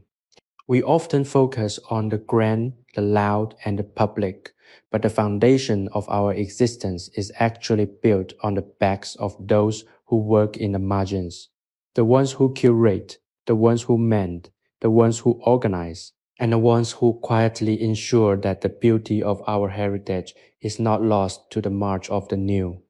You feel a surge of respect for this invisible laboring class, and you recognize that you are now part of this lineage.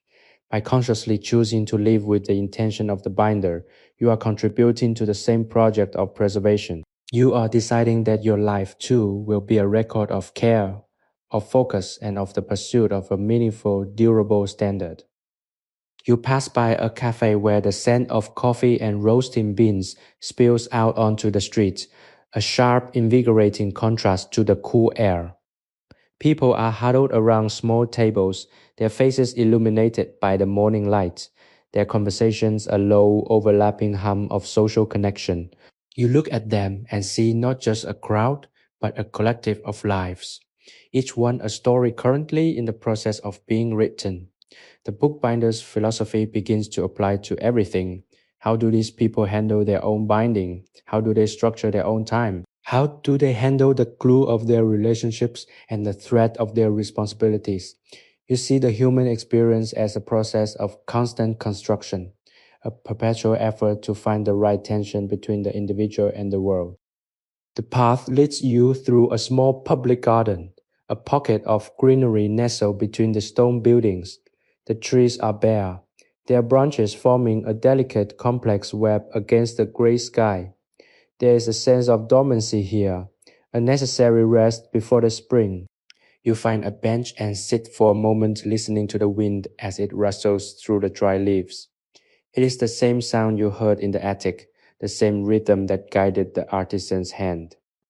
You realize that nature too is a binder. It stores the energy of the summer in the wood of the tree. It prepares for the future through the cycle of death and renewal. You are part of this cycle. Your time in the attic was your winter, your period of rest and gathering. Now, you are ready for the renewal of your own daily life. The clarity you have found is not something that will fade. It is the foundation upon which you will build your next chapter, a chapter defined by the same deliberate, honest, and quiet work that you witnessed in the heart of the Latin Quarter. The garden bench provides a vantage point where time seems to slow down even further. You watch the gray-white sky and notice how the light gradually shifts, imperceptible at first, then suddenly richer, a sign that the sun is finally asserting its dominance over the persistent mist. It is a subtle transformation, much like the process of learning the craft itself. One day you are struggling to grasp the sequence, and the next the motions are as natural as your own pulse. You think back to the artisan's hands, those maps of dedication, and realize that you are carrying his lessons with you into the open air. This is the moment to reflect on your own journey, to realize that the chaos you felt before entering the attic was not a failure, but a starting point. It was the raw material, the loose, unstitched signatures of your life waiting for the hand of a binder. We invite you to join us on this ongoing journey of rediscovery, to subscribe to our platform, and to weave these threads of history and mindfulness into the fabric of your own daily life. By choosing to walk this path with us, you are not just an audience member, you are an essential participant in the preservation of stories that remind us how to remain anchored, how to focus on the exquisite detail, and how to find peace when the world feels as though it is spinning off its axis. You stand up, feeling the blood warming your limbs, and begin to walk toward the familiar sights of the district. The transition back into the bustle is no longer a jolt, it is a fluid integration. You find yourself observing the architecture with newfound admiration. Every archway, every meticulously crafted facade, and every wrought iron gate is a testament to someone's deliberate choice to favor beauty over utility alone. You are living in a city that respects the art of the permanent, and you are learning to adopt that same respect for your own actions. Every word you speak, every task you undertake, can be a form of binding. When you choose to speak with clarity, you are stitching together understanding. When you work with precision, you are creating a spine for your efforts that will support you even when you are tired. The realization is a weightless, empowering truth. You are the architect of your own internal workshop, and the tools are always within reach. A street musician nearby begins to play a fiddle, the music rising above the low-frequency hum of the city. It is a simple folk melody, perhaps one that has been played in these streets for centuries. The notes are clean, punctuated, and rhythmic, a musical reflection of the artisan's mallet on the spine. You stop to listen, and for a moment, the entire street feels like it is moving in time with the fiddle. The merchant stops counting his coins. The woman with the bread pauses her stride, and for a few seconds there is a collective stillness. It is a shared moment of grace, a reminder that we are all looking for the same thing, a rhythm that makes sense, a connection that sustains, and a bit of beauty to break the monotony of the struggle. You toss a small coin into his hat, not as a debt paid, but as an acknowledgement of the shared craft. He nods, his eyes crinkling in appreciation, and continues the tune. You move on, feeling a lightness in your chest that is both rare and beautiful. The fear of being behind in life, the fear of missing out, or of not achieving enough in the eyes of others. All of these worries now seem like ghosts from a life you've already begun to outgrow. You have seen the alternative. You have stood in an attic in 1824 and witnessed a man who was perfectly content to spend his entire life perfecting the curvature of a spine, the strength of a glue, and the beauty of a gold-leafed title. He did not need the validation of the outside world. He had the validation of the object itself. He was an island of success in a sea of public opinion, And you are beginning to see that true success is exactly that: the ability to sit at your own bench with your own tools and be satisfied with the work you have produced at the end of the day. The afternoon sun is now high, casting sharp, clear shadows that slice through the city. You find yourself walking past a small bookstore, its windows crammed with stacks of volumes, some old and crumbling, some new and vibrant. You pause to look at the shelves, recognizing the familiar textures and colors of the bindings: leather, cloth, buckram, paper. Each one is a project. Each one was created by hands that lived and breathed and struggled just like yours. You feel a deep brotherly affection for the history gathered behind the glass. You are not just a reader, you are a keeper of the flame. You walk on not needing to buy anything, for you are already full. You are full of the silence, the rhythm, and the profound peace of the attic. You are heading back to your own life, but the person who returns will be fundamentally changed, possessing a quiet, unshakable foundation that will serve you regardless of the storms that may come.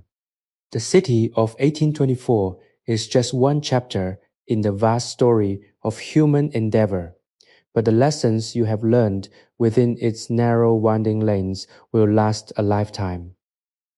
As the afternoon light begins its slow descent toward the horizon, the city of Paris undergoes a subtle, almost melancholy transformation. The sharp, clear shadows of midday begin to lengthen and soften, turning the bustling streets into a theater of amber and indigo. You find yourself walking in the direction of the Seine once more, drawn to the water's edge as if the river itself were a moving history, a current that carries the echoes of 1824 toward an infinite future. The experience in the attic has left a residue upon your consciousness, a permanent layer of calm that protects you from the sudden sharp edges of the late day transition. While the rest of the city seems to be accelerating, workers finishing their shifts, carriages clattering with more urgency, the evening chill prompting a faster gait, you remain in the pocket of time you have carved for yourself. You are walking in the rhythm of the binder, a slow, deliberate pace that demands attention to the ground beneath your feet and the air that fills your lungs. There is a particular beauty in this hour, a sense of completion that mirrors the finality of the artisan's work. You think of the book still resting in its crate in the silent, cooling attic, its pages held together by nothing more than the strength of the thread and the integrity of the glue. It is a humble object, yet it possesses a dignity that many grand public achievements lack. It is honest. It does not pretend to be anything other than what it is: a vessel for knowledge, a work of steady hands. This honesty is something you are beginning to crave in your own life. You are tired of the posturing, the performative urgency, and the constant need to present an image of busyness to the world. You find yourself wanting to simplify, to prune away the non-essential, and to focus on the things that actually hold weight, the things that, like the book, have the potential to endure. You pass an alleyway where the shadows are already deep, smelling of damp earth and the old brick of the city's foundations. For a moment, you are tempted to duck into the darkness, to find a corner and simply sit, to allow the memories of the attic to wash over you one last time. But you don't. You know that the strength you found there is not meant to be hoarded in the shadows, it is meant to be brought into the light.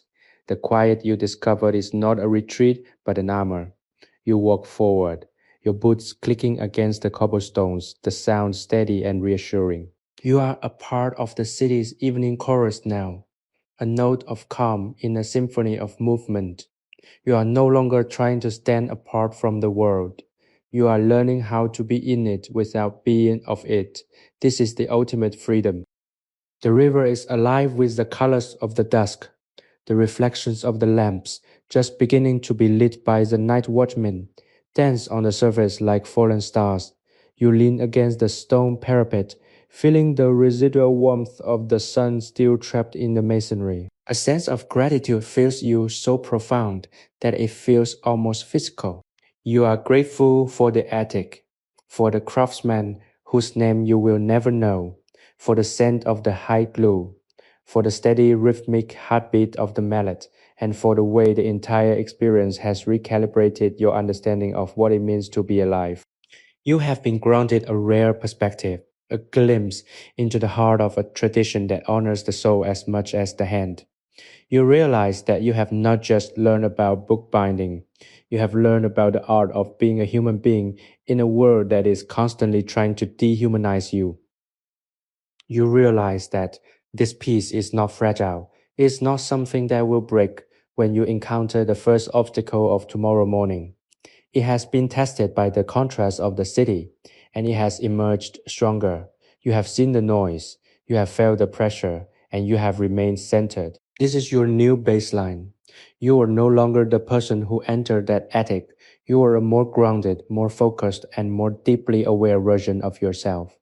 The city of 1824 is a beautiful, fleeting backdrop, but the internal attic you have built is a permanent structure. It is a place you can retreat to, a place where the tools are always sharp, the glue is always warm, and the work is always meaningful. As the night fully takes hold of the city, you turn and begin the walk to your final destination, your head held high, your steps measured, and your heart filled with the quiet, persistent, and beautiful light of a day well spent. The descent into the final hours of the night is a graceful, slow motion surrender. The city of Paris, bathed in the indigo hues of midnight, has become a soft focused dreamscape where the sharp edges of the stone buildings are blurred by the mist rising from the sand. You walk with a sense of purpose that has evolved. It is no longer the urgent, forward leaning desire to reach a destination, but rather an appreciation of the movement itself. You are tracing the path of the artisan once again, retracing the steps that lead from the world of commerce back into the sanctuary of the self. The silence of the streets is different now.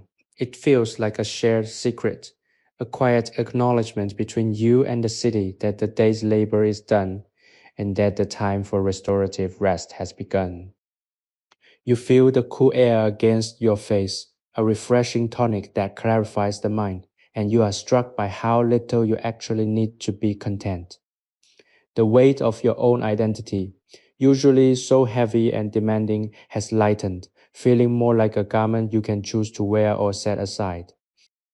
You reach the threshold of the building that houses the attic, and for a moment you pause, your hand hovering over the cold iron of the door latch. The building stands in the dark, a silent monument to the thousands of hours of quiet, focused work that have occurred within its walls. You know that you are not going to climb the stairs tonight, but the act of being here, at the base of the sanctuary, is a grounding ritual.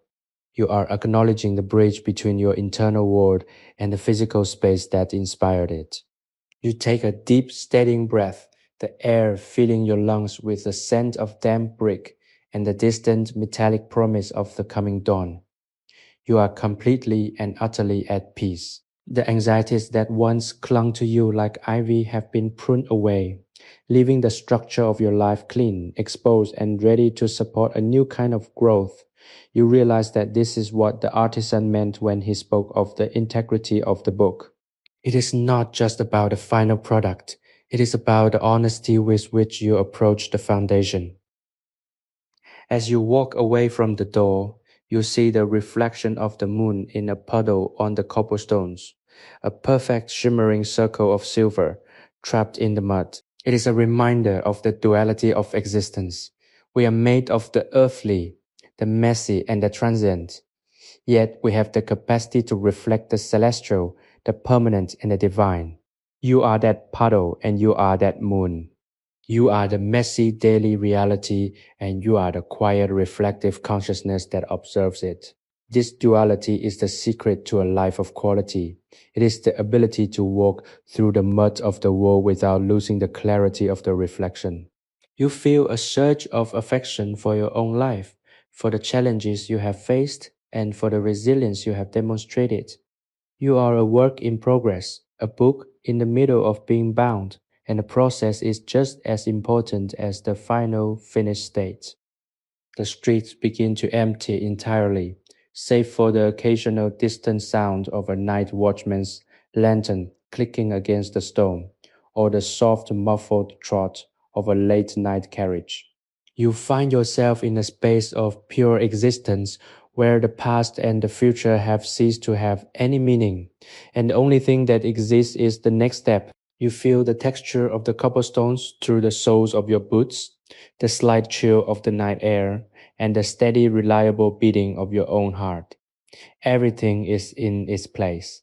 The world is exactly as it should be, and you are exactly where you need to be. You realize that you have come to the end of this particular journey, but that the journey itself was never really about the attic in 1824. It was about the attic within you. It was about discovering the quiet, steady room where you can always retreat, where the tools of your character are kept sharp, and where the light of your focus never fades. You arrive at your own door. The wood cool under your touch, and you hesitate for a final moment. You know that when you cross this threshold, you will be re entering the world of your own reality, your responsibilities, your connections, your daily demands. But you will be doing so as a different person. You will be carrying the stillness of the attic with you, tucked into the marrow of your bones and the rhythm of your breath. You have learned that peace is not something you find, it is something you build, layer by layer, stitch by stitch, until it becomes the very structure of your soul. You open the door, and the interior is dark, welcoming, and familiar. You step inside, closing the door firmly behind you, sealing yourself in your own sanctuary. The silence here is not the silence of the attic, but it is a silence you have cultivated yourself, and it is every bit as profound. You are home and you are at rest. The story of the bookbinder is finished, but the story of your own life is unfolding, and it is and will always be a work of enduring beauty, crafted with the same patience, the same precision, and the same profound quiet strength that you have learned to value above all else. Sleep well, for you have earned this peace, and it is and will always be yours to keep. The morning arrives with the soft, persistent gray of a Parisian dawn, but the quality of the light feels different now, as if the very air has been clarified by the silence of the night. You wake not with a sudden jolt of alarm-induced urgency, but with a slow, deliberate unfolding of a mind that has found its center. The attic, once a distant imagined place, has now become a permanent fixture in your internal landscape, a mental sanctuary you can inhabit at any moment. As you move through your morning, you notice the transformation in your own habits. You are no longer rushing to fill the gaps in your time. You are instead savoring the space between tasks. You handle your objects with a newfound reverence, realizing that every item you touch is a participant in the story of your day. The coffee cup, the keys, the paper, they are not just commodities. They are the tools of your own daily practice, and they deserve the same care that the artisan lavished upon his bone folder and his awl. You step out into the street, and the city greets you with its characteristic cacophony, but it no longer feels like an assault. It is instead a dynamic textured backdrop to your own steady internal rhythm. You see the people around you, the business owners unlocking their shops, the students rushing toward their early lectures, the early morning shoppers navigating the narrow aisles of the market, and you feel a deep, expansive sense of connection. They are all in their own way engaged in the act of binding their own lives together, trying to find a structure that will hold against the pressures of the day. You feel a quiet, sympathetic joy for them. You have seen the alternative, and you know that peace is an achievable state of being for anyone willing to slow down, to focus, and to act with intention. You are no longer just an inhabitant of this city. You are an observer of the human condition, armed with the knowledge of how to build a lasting internal sanctuary. The journey you have taken from the noise of the modern world back to the quiet, dusty rafters of 1824 has been a journey into the nature of work itself. You have seen that the artisan's life was not a rejection of progress, but a testament to the idea that some things, by their very nature, require the passage of time to reach their true potential. In an age where everything is measured by its speed, the binder's commitment to slowness is a revolutionary act. He did not ask how quickly he could finish, he asked how well he could perform the task at hand. This is a question you can bring to your own work, whether you are a creator, an administrator, a student, or a caretaker. When you ask yourself how well rather than how fast, the nature of the entire endeavor changes. The anxiety of output is replaced by the satisfaction of process, and the product becomes a source of pride rather than just a mark of completion. You walk past a workshop where a cabinet maker is planing a piece of oak. The sound, the thin rhythmic shh of the blade biting into the grain, is a familiar comforting echo of the attic. You stop for a moment unseen and watch the man's hands. They are calloused, stained with wood dust, and moving with the same sureness you once witnessed in a bookbinder. He too is a practitioner of the quiet arts.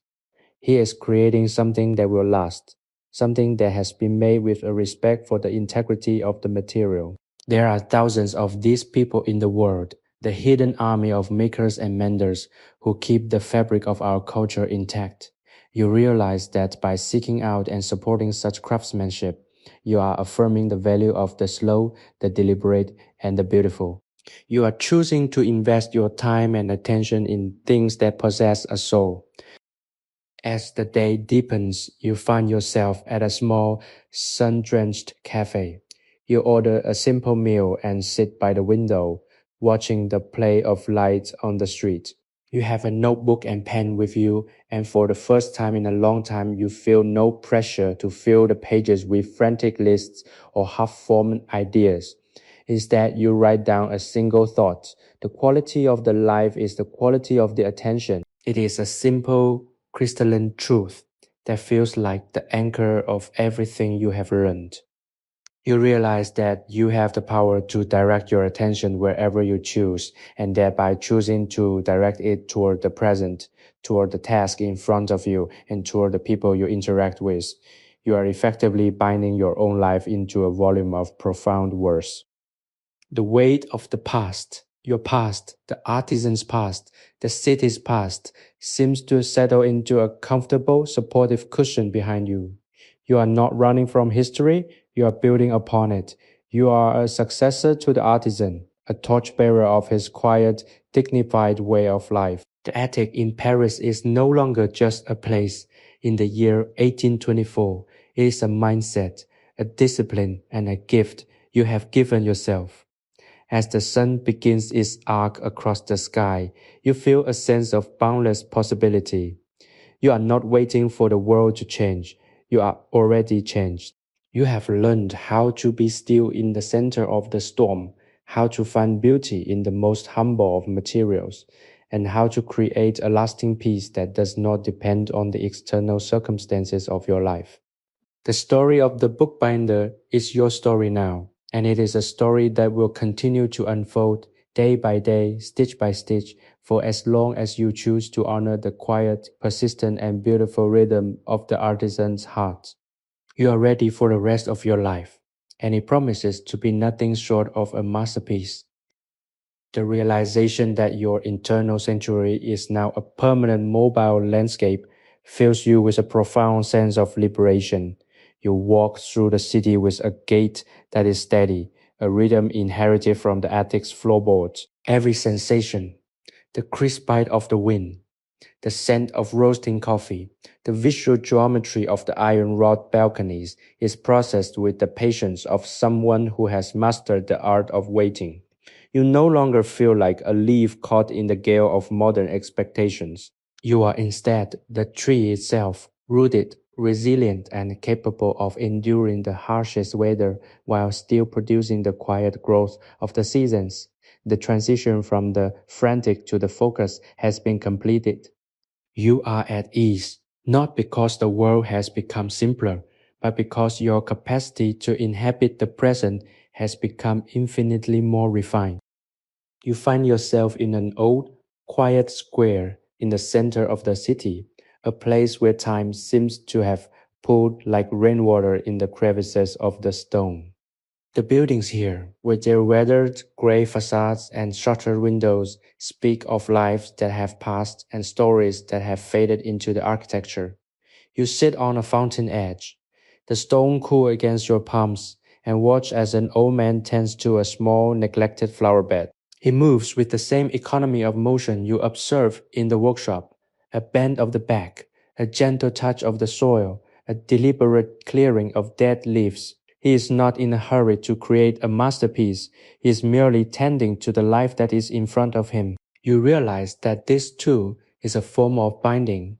He is stitching the earth back together, one patch of soil at a time.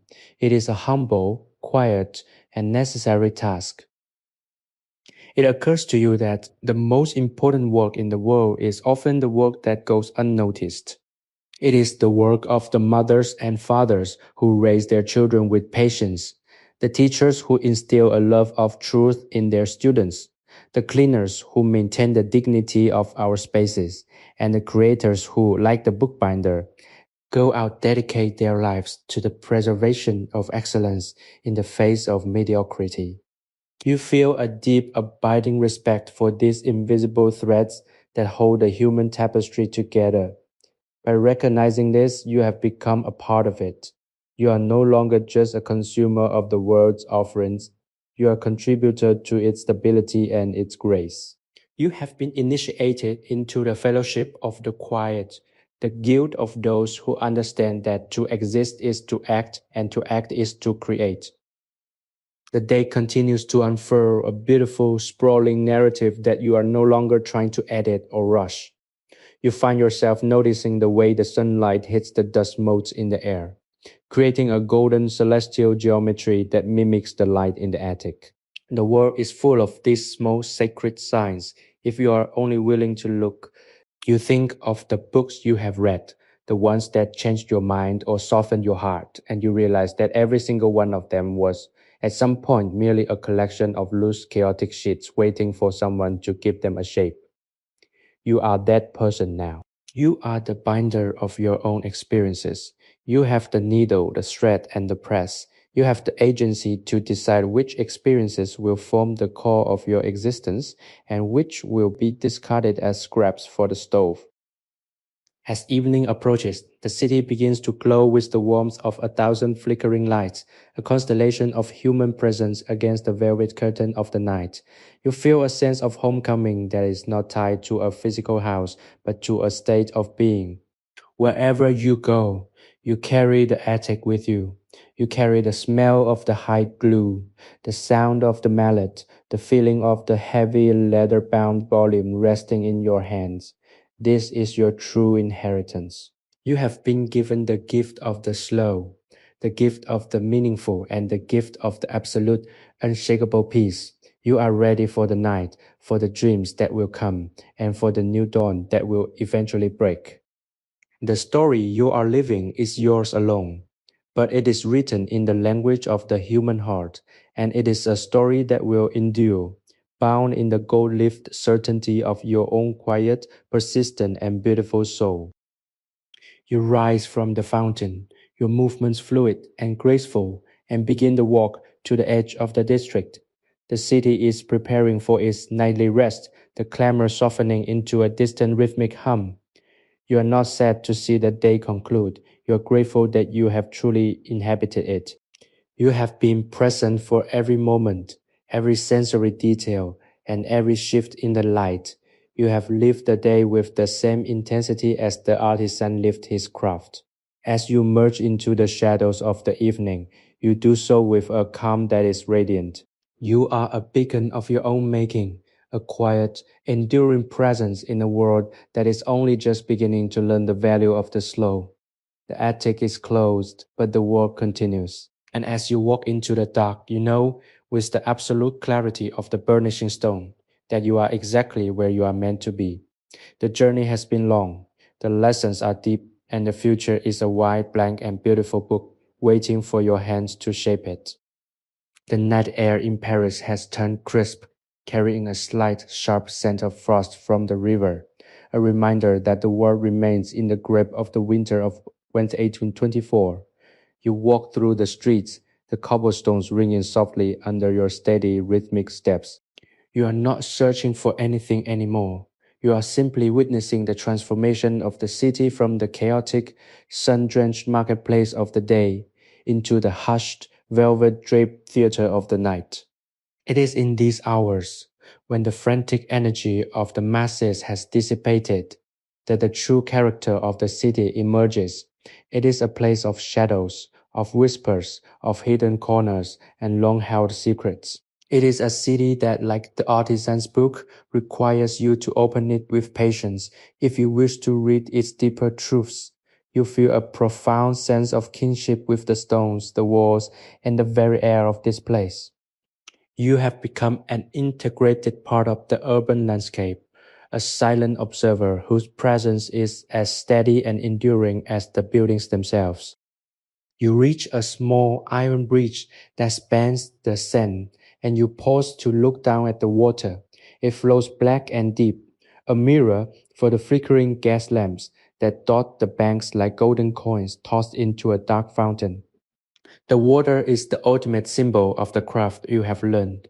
It is the fluidity of the soul, the constant, shifting flow of experience that must be captured, bound, and given a form if it is to have any meaning at all. You think of the bookbinder again, his hands, his tools, the way he would sit in the dim golden light of the attic, molding the material to fit his vision. He was doing this same thing every day, taking the chaos of the world and giving it a structure that could withstand the passage of time. And you, in this moment, feel the weight of your own existence as a similar act of creation. You are taking your thoughts, your memories, your hopes, and your fears, and you are knitting them together into a life that has a beginning, a middle, and a yet to be determined end. As you stand there, you realize that the most important thing you have learned is not the technical skill of the trade, but the spiritual discipline of it. The craft is the vehicle, but the destination is the stillness. You have found that you can access this stillness anywhere, not just in the attic. You can find it in the middle of a crowd, in the quiet of a library, in the solitude of your own home, or even in the noisy center of the city, provided you have the discipline to retreat into your internal workshop. This workshop is your most valuable possession. It is the place where you sharpen your focus, where you clean your tools, where you tend to the glue and the thread of your own character. It is a place that can never be taken away from you, for it is built from the materials of your own dedication and the structure of your own intent. You begin to walk again, the rhythm of your movement mirroring the heartbeat of the city. You are headed back to your own space, your own home, but it feels different tonight. It feels like a place of rest, a place of preparation. You know that tomorrow when the sun rises, you will be expected to return to the world of demands, to the pressures of your own era, and to the endless rapid fire flow of information that defines the modern age. But you also know that you will return as a different person. You will return with the awareness of the binder. You will approach your emails, your meetings, your conversations, and your labors with the same measured, deliberate intent that you observed in the attic. You will be a source of calm in the midst of the tempest, a beacon of focus in a sea of destruction, and a guardian of your own internal peace. You are, in every sense of the word, equipped for the challenges ahead. The houses and shops pass by in a blur of shadow and light, and you are struck by the fleeting nature of it all. The buildings, the city, the time itself is all a temporary arrangement, a fragile, beautiful construction that will one day fall away. And yet, the fact that it is temporary does not diminish its value. It makes it more precious because it will not last. The care we take in the making of it, the beauty we impart to it, and the presence we bring to it are the only things that truly matter. You are playing your part in the creation of a legacy, and you are doing so with eyes wide open, with a heart fully committed to the task, and with a mind that has found its home. You are no longer searching for meaning. You are, by your very existence and the way you live your life, creating it. As you arrive at your door, you feel a sense of profound quiet contentment. You have reached the end of this journey, but you are only at the beginning of the life you have truly chosen for yourself. You open the door, and the air of your home flows out to meet you, a familiar, welcoming embrace. You step inside, feeling the weight of the day fall away, and you lock the door, sealing yourself in the sanctuary of your own life. You are home, you are at rest, and you are entirely, blissfully, and beautifully yourself. The attic in Paris is a memory now, a golden dust smoke filled dream that will live in the back of your mind, a reference point for all time. But the reality is here, in your own hands, in your own heart, and in the work that you will do when the morning comes. You are the binder, you are the book, and you are the story that is being written day by day in the golden, quiet, and enduring language of the human spirit. Sleep now, for the work of living has been perfectly and beautifully prepared for you. The morning sun hits the windows of your home with a clarity that feels almost crystalline, a sharp contrast to the soft, diffused light of the Parisian attic. You awake with the sense that you are standing on the precipice of a vast unwritten future, yet your heart remains anchored in the lessons of the past. The transition from the dreamlike state of your vigil into the stark reality of your own era is no longer a jarring experience. Instead, it feels like the steady, firm turn of a page, a necessary move to continue the narrative. You spend the early hours in a state of quiet reflection, observing how the stillness you cultivated in the workshop has settled into your bones, transforming your approach to the simplest of daily chores. Preparing your meal, organizing your space, even the way you move through your morning, everything has been imbued with a touch of the binder's intentionality. You are living the practice, proving to yourself that the sanctuary you found was not a temporary refuge, but a foundation. You step out into the world, and while the pace of modern life remains as relentless and demanding as ever, your perception of it has undergone a fundamental shift. You see the traffic, the digital flicker of screens, and the hurried faces of commuters, not as threats to your internal equilibrium, but as external variables that you now have the tools to manage. You feel like a person who has learned to read a complex, difficult text. The words are still challenging, but you have the vocabulary and the patience to understand the underlying meaning. You realize that the anxiety of the world often stems from our collective inability to pause, to look at the binding of our lives, and to see where the stitches have come loose. By choosing to live with the same care and focus as the craftsman, you are offering a quiet resistance to the erosion of depth in your own corner of existence. You find yourself passing by a construction site where the raw, visceral noise of modern labor contrasts sharply with the memory of the attic. There is no quiet, rhythmic mallet here. There are machines that roar, drills that whine, and the chaotic, metallic clatter of steel hitting steel. For a moment, you feel a flicker of the old, overwhelmed sensation, but you quickly breathe into it, grounding yourself in the steady internal rhythm you have made your own. You recognize that this, too, is a form of making, a different kind of book, one written in concrete, glass, and iron. It is not the kind of project that prizes the intimacy of the touch, but it serves its own purpose. You observe the workers, some hurried and exhausted, others focused and precise. You find yourself wondering if any of them have their own inner attic, a secret, quiet place where they retreat to reclaim their humanity after the heavy, loud hours are done. Your path takes you toward a park, an island of green. Amidst the dense concrete of the city, you sit on a bench watching the leaves stir in the wind and take out the small notebook you have been carrying. You don't write lists or deadlines today. Instead, you sketch the silhouette of the trees against the sky, trying to capture the delicate, complex web of branches that hold the world together. This too is a practice of observation, a way of training the eye to see beyond the surface, to appreciate the architecture of the natural world in the same way you appreciated the architecture of the book. You realize that creativity is not just the act of making something new. It is the act of seeing what is already there, with a level of attention that makes it seem new again. This is the heart of the binder's perspective, to see the value in the raw material, to see the potential in the discarded, and to see the beauty in the act of transformation. As the day begins to fade, you feel a profound sense of satisfaction, a feeling that is not based on what you have accomplished, but on how you have existed. You have moved through the world with grace, with focus, and with a quiet, steady heart. You have been present for the small, ephemeral moments that usually slip through the cracks of a busy life. The way a bird takes flight, the shifting color of the clouds, the shared, fleeting gaze of a stranger. You have bound these moments into your memory, not with thread and glue, but with the strength of your attention. You are no longer just a character in the story. You are the author, the editor, and the reader. You are taking full responsibility for the narrative you are crafting, and you are doing it with the same unwavering, quiet dignity that you witnessed in the heart of Paris. You head home as the first stars begin to pin themselves to the dark, expansive canvas of the evening sky.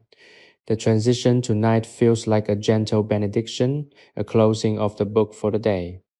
You are tired, but it is a good, deep, and satisfying fatigue, the kind that comes from work that has been done with integrity.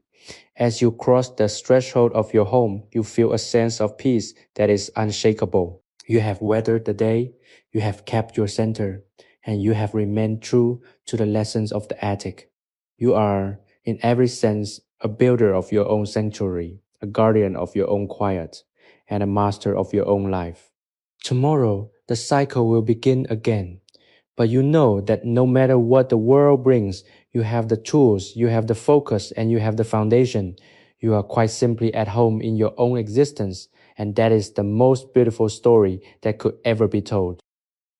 The sun climbs higher, and the morning air begins to lose its initial sharp bite, replaced by the gentle, steady warmth of a day that promises to be both long and profound. You find yourself standing before your own workspace, a collection of objects that you have begun to view with the same reverent eye as the bookbinder viewed his workbench. The desk is not merely a piece of furniture, it is the altar upon which you perform the daily ritual of living. You take a moment to clear away the clutter, setting aside the unnecessary papers, the discarded reminders, and the digital debris that so easily accumulates. Each movement is a deliberate act of preparation, a clearing of the path. You are not just organizing a space, you are preparing your mind to be a vessel for the work that is to come. This is the first lesson of the ethic, that the state of your environment is a mirror of the state of your soul. By creating order in the external world, you invite a corresponding stillness into the internal. As you sit down and begin your tasks, you notice that your focus has changed. The old frantic urge to finish everything as quickly as possible has been replaced by a deep, resonant commitment to the quality of the immediate action. You are present in each keystroke, each decision, and each interaction. It is as if you are moving in a medium that is thicker, slower, and more significant than the thin rushed air of your former life. You are in essence binding the time of your own day. You are ensuring that every hour is accounted for, not by the amount of output, but by the depth of engagement. This is the secret of the long, productive life. It is not about how much we do, but how much we give of ourselves to the doing. You feel a quiet, steady pride in this, a sense that you are finally truly in command of the most precious resource you have, your own attention. Around noon, you step away from your work and go for a walk through the city park. The world is in full motion, people jogging, children playing, the ceaseless hum of the distant traffic, but you move through it like a stone in the middle of a flowing stream. The water rushes around you, but you remain untouched. You stop to watch an artist painting the landscape, their brush moving with that same familiar, rhythmic assurance that you once saw in the attic. You observe how they do not rush to finish the canvas.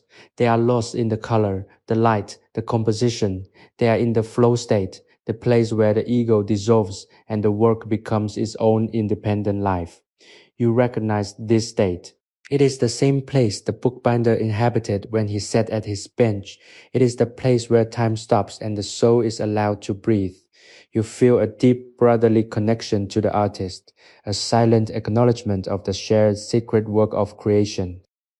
The afternoon takes on a golden, honeyed quality. The light, streaming through the leaves of the trees, creates a shimmering, dappled pattern on the ground that reminds you of the light filtering through the skylight in 1824. You are realizing that the attic was never a distant memory to be left behind. It is a lens through which you now view everything. You see the structure in the chaos, the history in the present, and the potential for beauty in every mundane detail.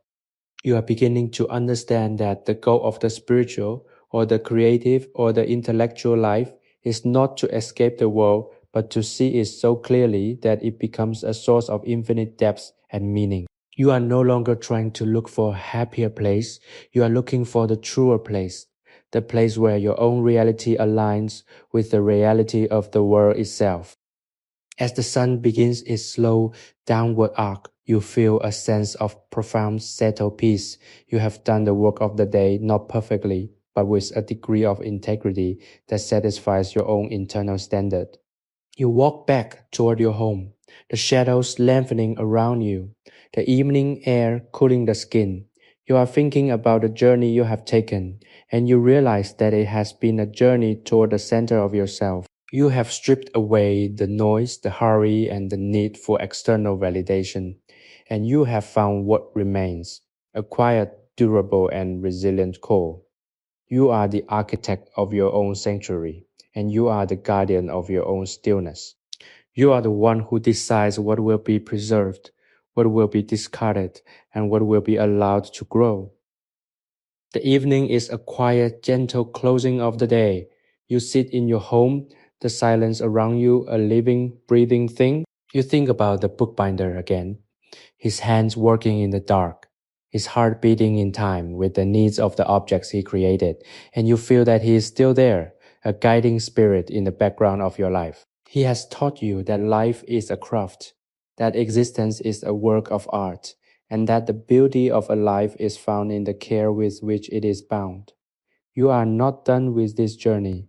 You are only just beginning to live the lessons you have learned. Tomorrow, the sun will rise again and you will once again take up your tools, not with the anxiety of the past, but with the calm, steady, and profound confidence of one who knows that they are building something that is meant to last.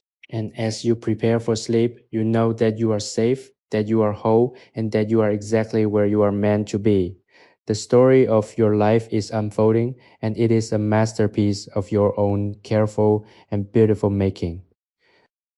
The transition from the day's work into the quiet expanse of the evening feels like an unfolding of a fan, each layer of time revealing a new subtle beauty. You are sitting by your window, watching the last traces of the sun bleed into the horizon, a deep, bruised purple that slowly yields to the encroaching navy of the night. This is the time when the world feels most like a book in the process of being bound. The signatures of the day are all gathered, the loose ends are being tied off, and the spine is finally taking its shape.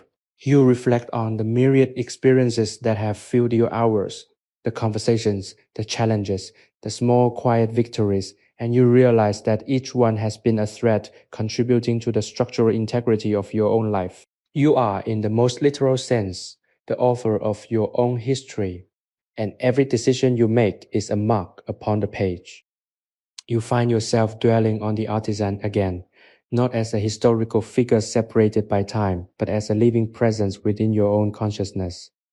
You imagine him in that attic, his hands moving with the certainty of a master, the hot glue warming on the small iron stove, the air filled with the scent of leather and potential.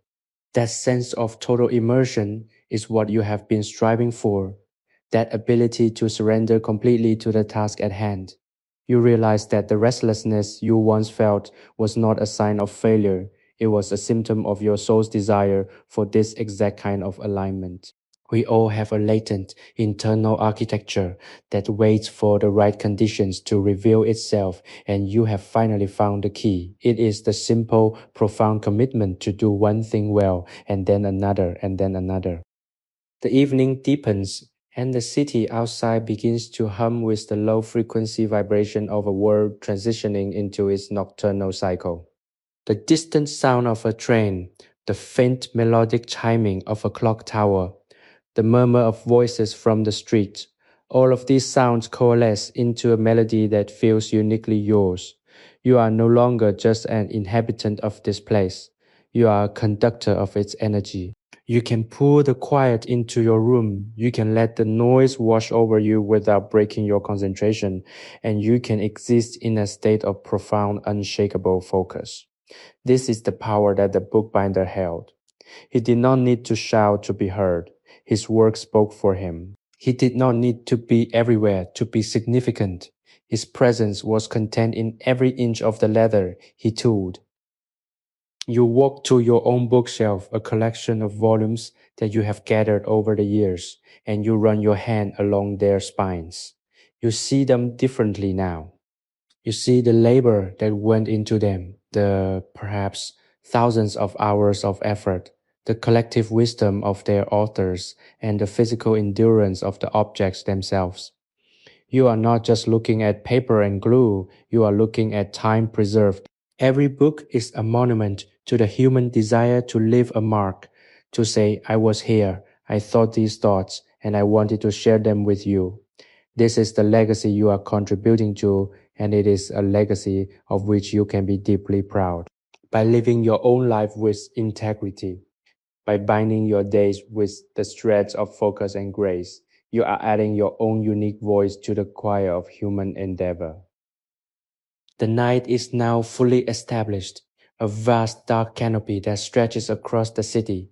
You feel a sense of absolute alignment with the universe, a feeling that you are not separate from the natural order, but a participant in its ongoing dance. You have learned to walk with the rhythm of the day, to rest with the rhythm of the night, and to find the stillness in the center of it all. You are no longer fighting the current. You are learning how to sail it. And as you prepare to rest, you feel a deep, abiding sense of gratitude for this entire journey. It has been a process of being unmade and remade, a process of stripping away the layers that didn't belong to you until you were left with the core of your own true self. You are at last in possession of your own life, and you know that tomorrow will be another page, another opportunity, and another chance to do the work that matters. As you lie down in the dark, the silence is not empty. It is full of the echoes of the things you have learned. You are grounded, you are present, and you are ready. The attic is there waiting, a mental sanctuary that you can visit whenever the weight of the world feels too great. But you don't need to return to the past because you have brought the lesson into the present. You are the embodiment of the binder's art, a living, breathing work of beauty, capable of weathering the storm and creating order from the chaos. You close your eyes, the last thought in your mind, a clear golden image of the workbench, the tools, and the steady guiding hand of the one who taught you how to live. Sleep comes not as an interruption to your work, but as a necessary part of the cycle, a final perfect stitch in the fabric of your day. You are at peace and you are ready for the morning. The morning light filters through your window with a softness that suggests the world is still holding its breath, waiting for the first true movement of the day. You wake in this suspended moment, feeling the familiar grounding warmth of your internal sanctuary. The attic, that mental space you have meticulously constructed through days of deep observation and reflection, feels closer than ever, a tangible anchor in your consciousness. You move slowly with the intentionality of a craftsman preparing for a delicate, high-stakes task. There is no urgency in your motions because you have finally understood that the quality of your output, be it a written letter, a completed task, or a simple, kind conversation, is directly proportional to the presence of mind you bring to the preparation. You are the architect of your own atmosphere, and today You choose the atmosphere of the focused, silent, and deeply deliberate. As you begin your tasks, you notice that the external world, the traffic, the hum of digital communication, the relentless pace of modern expectations no longer pulls at your attention with the same magnetic force it once did. You are observing the chaos from the position of a seasoned quiet participant. You see the stress in the people around you, the way they hunch their shoulders against the weight of their own self imposed deadlines, and you feel a profound, gentle empathy. You know that pain. You recognize the symptoms of the fractured, scattered life. You wish you could offer them the same gift you received, the opportunity to step into the workshop of the soul, to feel the weight of a tool in their hand, and to realize that the world does not collapse just because they choose to pause. You are not an observer from afar, though. You are someone who has walked that path and found a way to bridge the gap between the frantic exterior and the quiet core.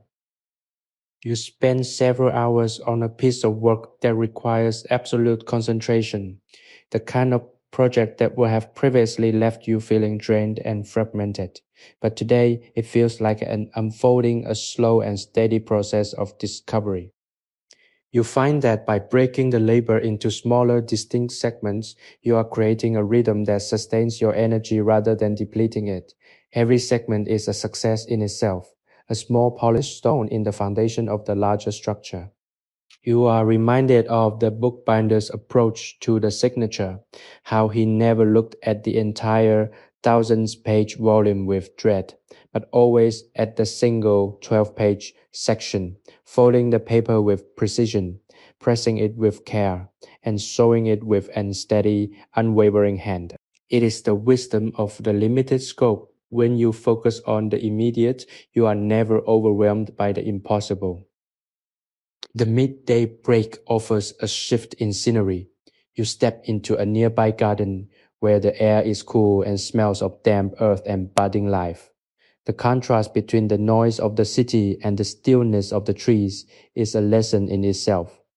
Nature does not hurry, and yet everything is accomplished. The flowers bloom, the trees grow, and the seasons turn without the need for a frantic agenda.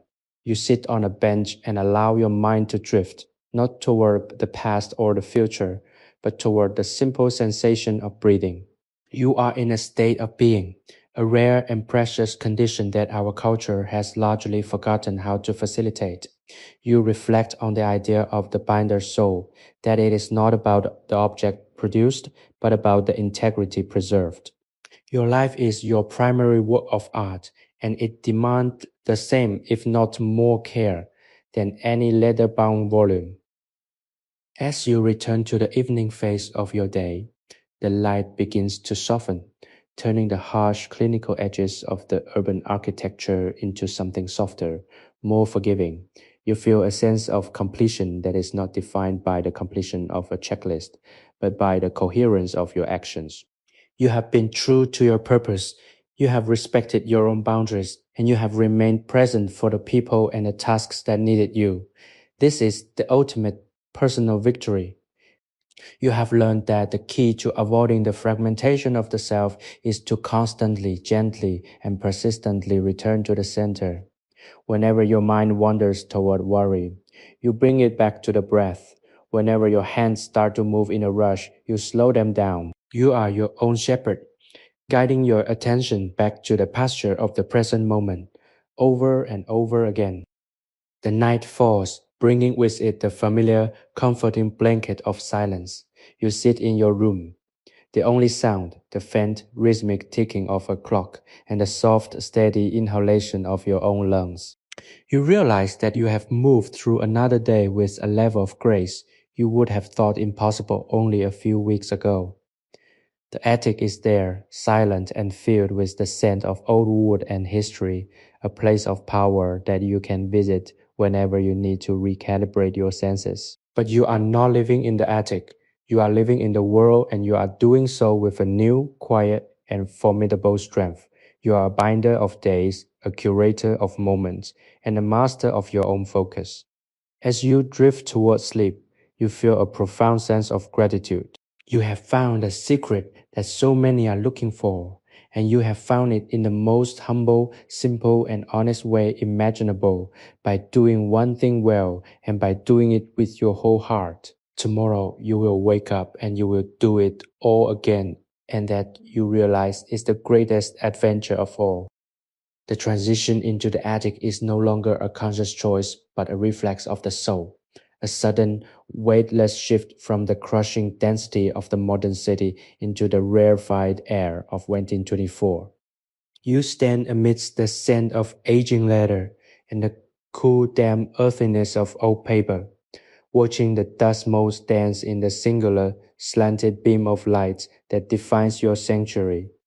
The master binder, the phantom, the mentor, the reflection of your own highest potential, sits at his bench, his hands moving with the deliberate, agonizing, and beautiful precision of a man who knows that time is the only currency that matters.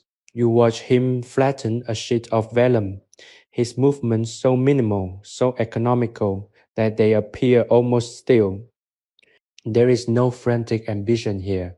There is only the integrity of the fold, the strength of the stitch, and a silent, heavy promise that this work will outlive the hands that created it. You realize as you observe him that your entire life up to this point has been a series of hasty, botched bindings. You have rushed through chapters, glued pages together with desperation, and ignored the fraying edges of your own character. You have been a consumer of your own existence rather than its architect. But the binder looks up, his eyes meeting yours, not with the judgment of a master, but with the quiet, devastating recognition of a mirror. He gestures to the empty seat beside him. You sit, you do not speak. You simply take up the old and the linen thread. You begin to work, and as the needle pierces the spine, you feel a profound, terrifying, and liberating sensation. You are finally stitching your life into a form that can withstand the weight of its own contents. The hours bleed into one another until the boundaries of the room, of the sanctuary, and of your own identity begin to dissolve. You are no longer just a person in a room in 1824. You are a consciousness threading through the centuries. You feel the collective exhaustion of a world that has forgotten how to be slow, how to be precise, and how to be whole.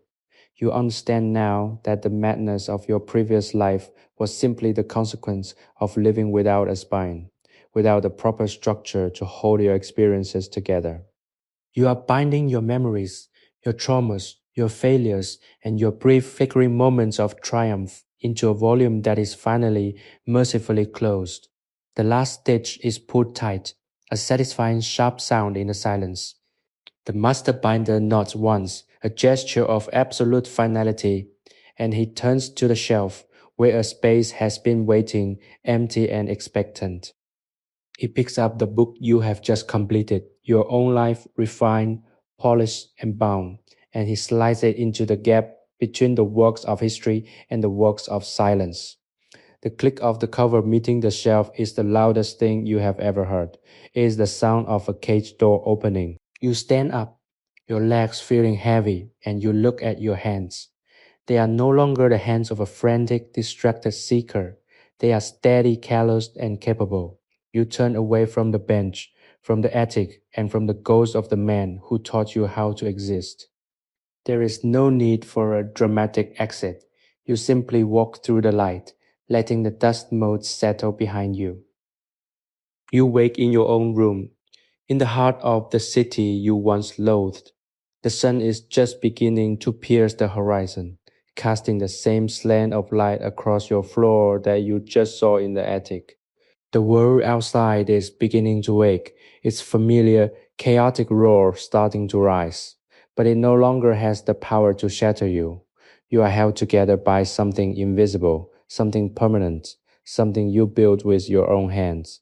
You walk to the window and look out at the cityscape.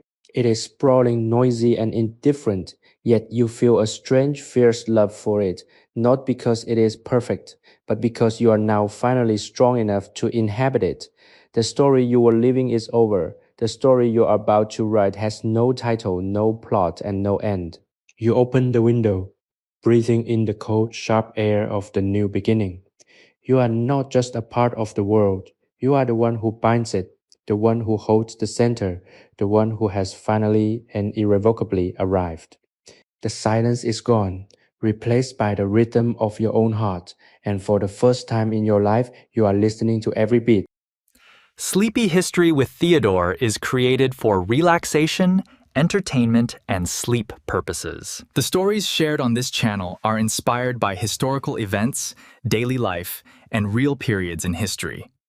But they may be simplified, adapted, or narrated in a calming way to enhance the listening experience. This content is not intended to be a precise academic or educational source. While we aim to stay generally accurate, some details may be altered for storytelling flow and relaxation. Please do not rely on this channel as a primary source for historical research or study. By listening, you acknowledge that this content is designed to help you unwind, relax, and fall asleep. Thank you for your understanding and support.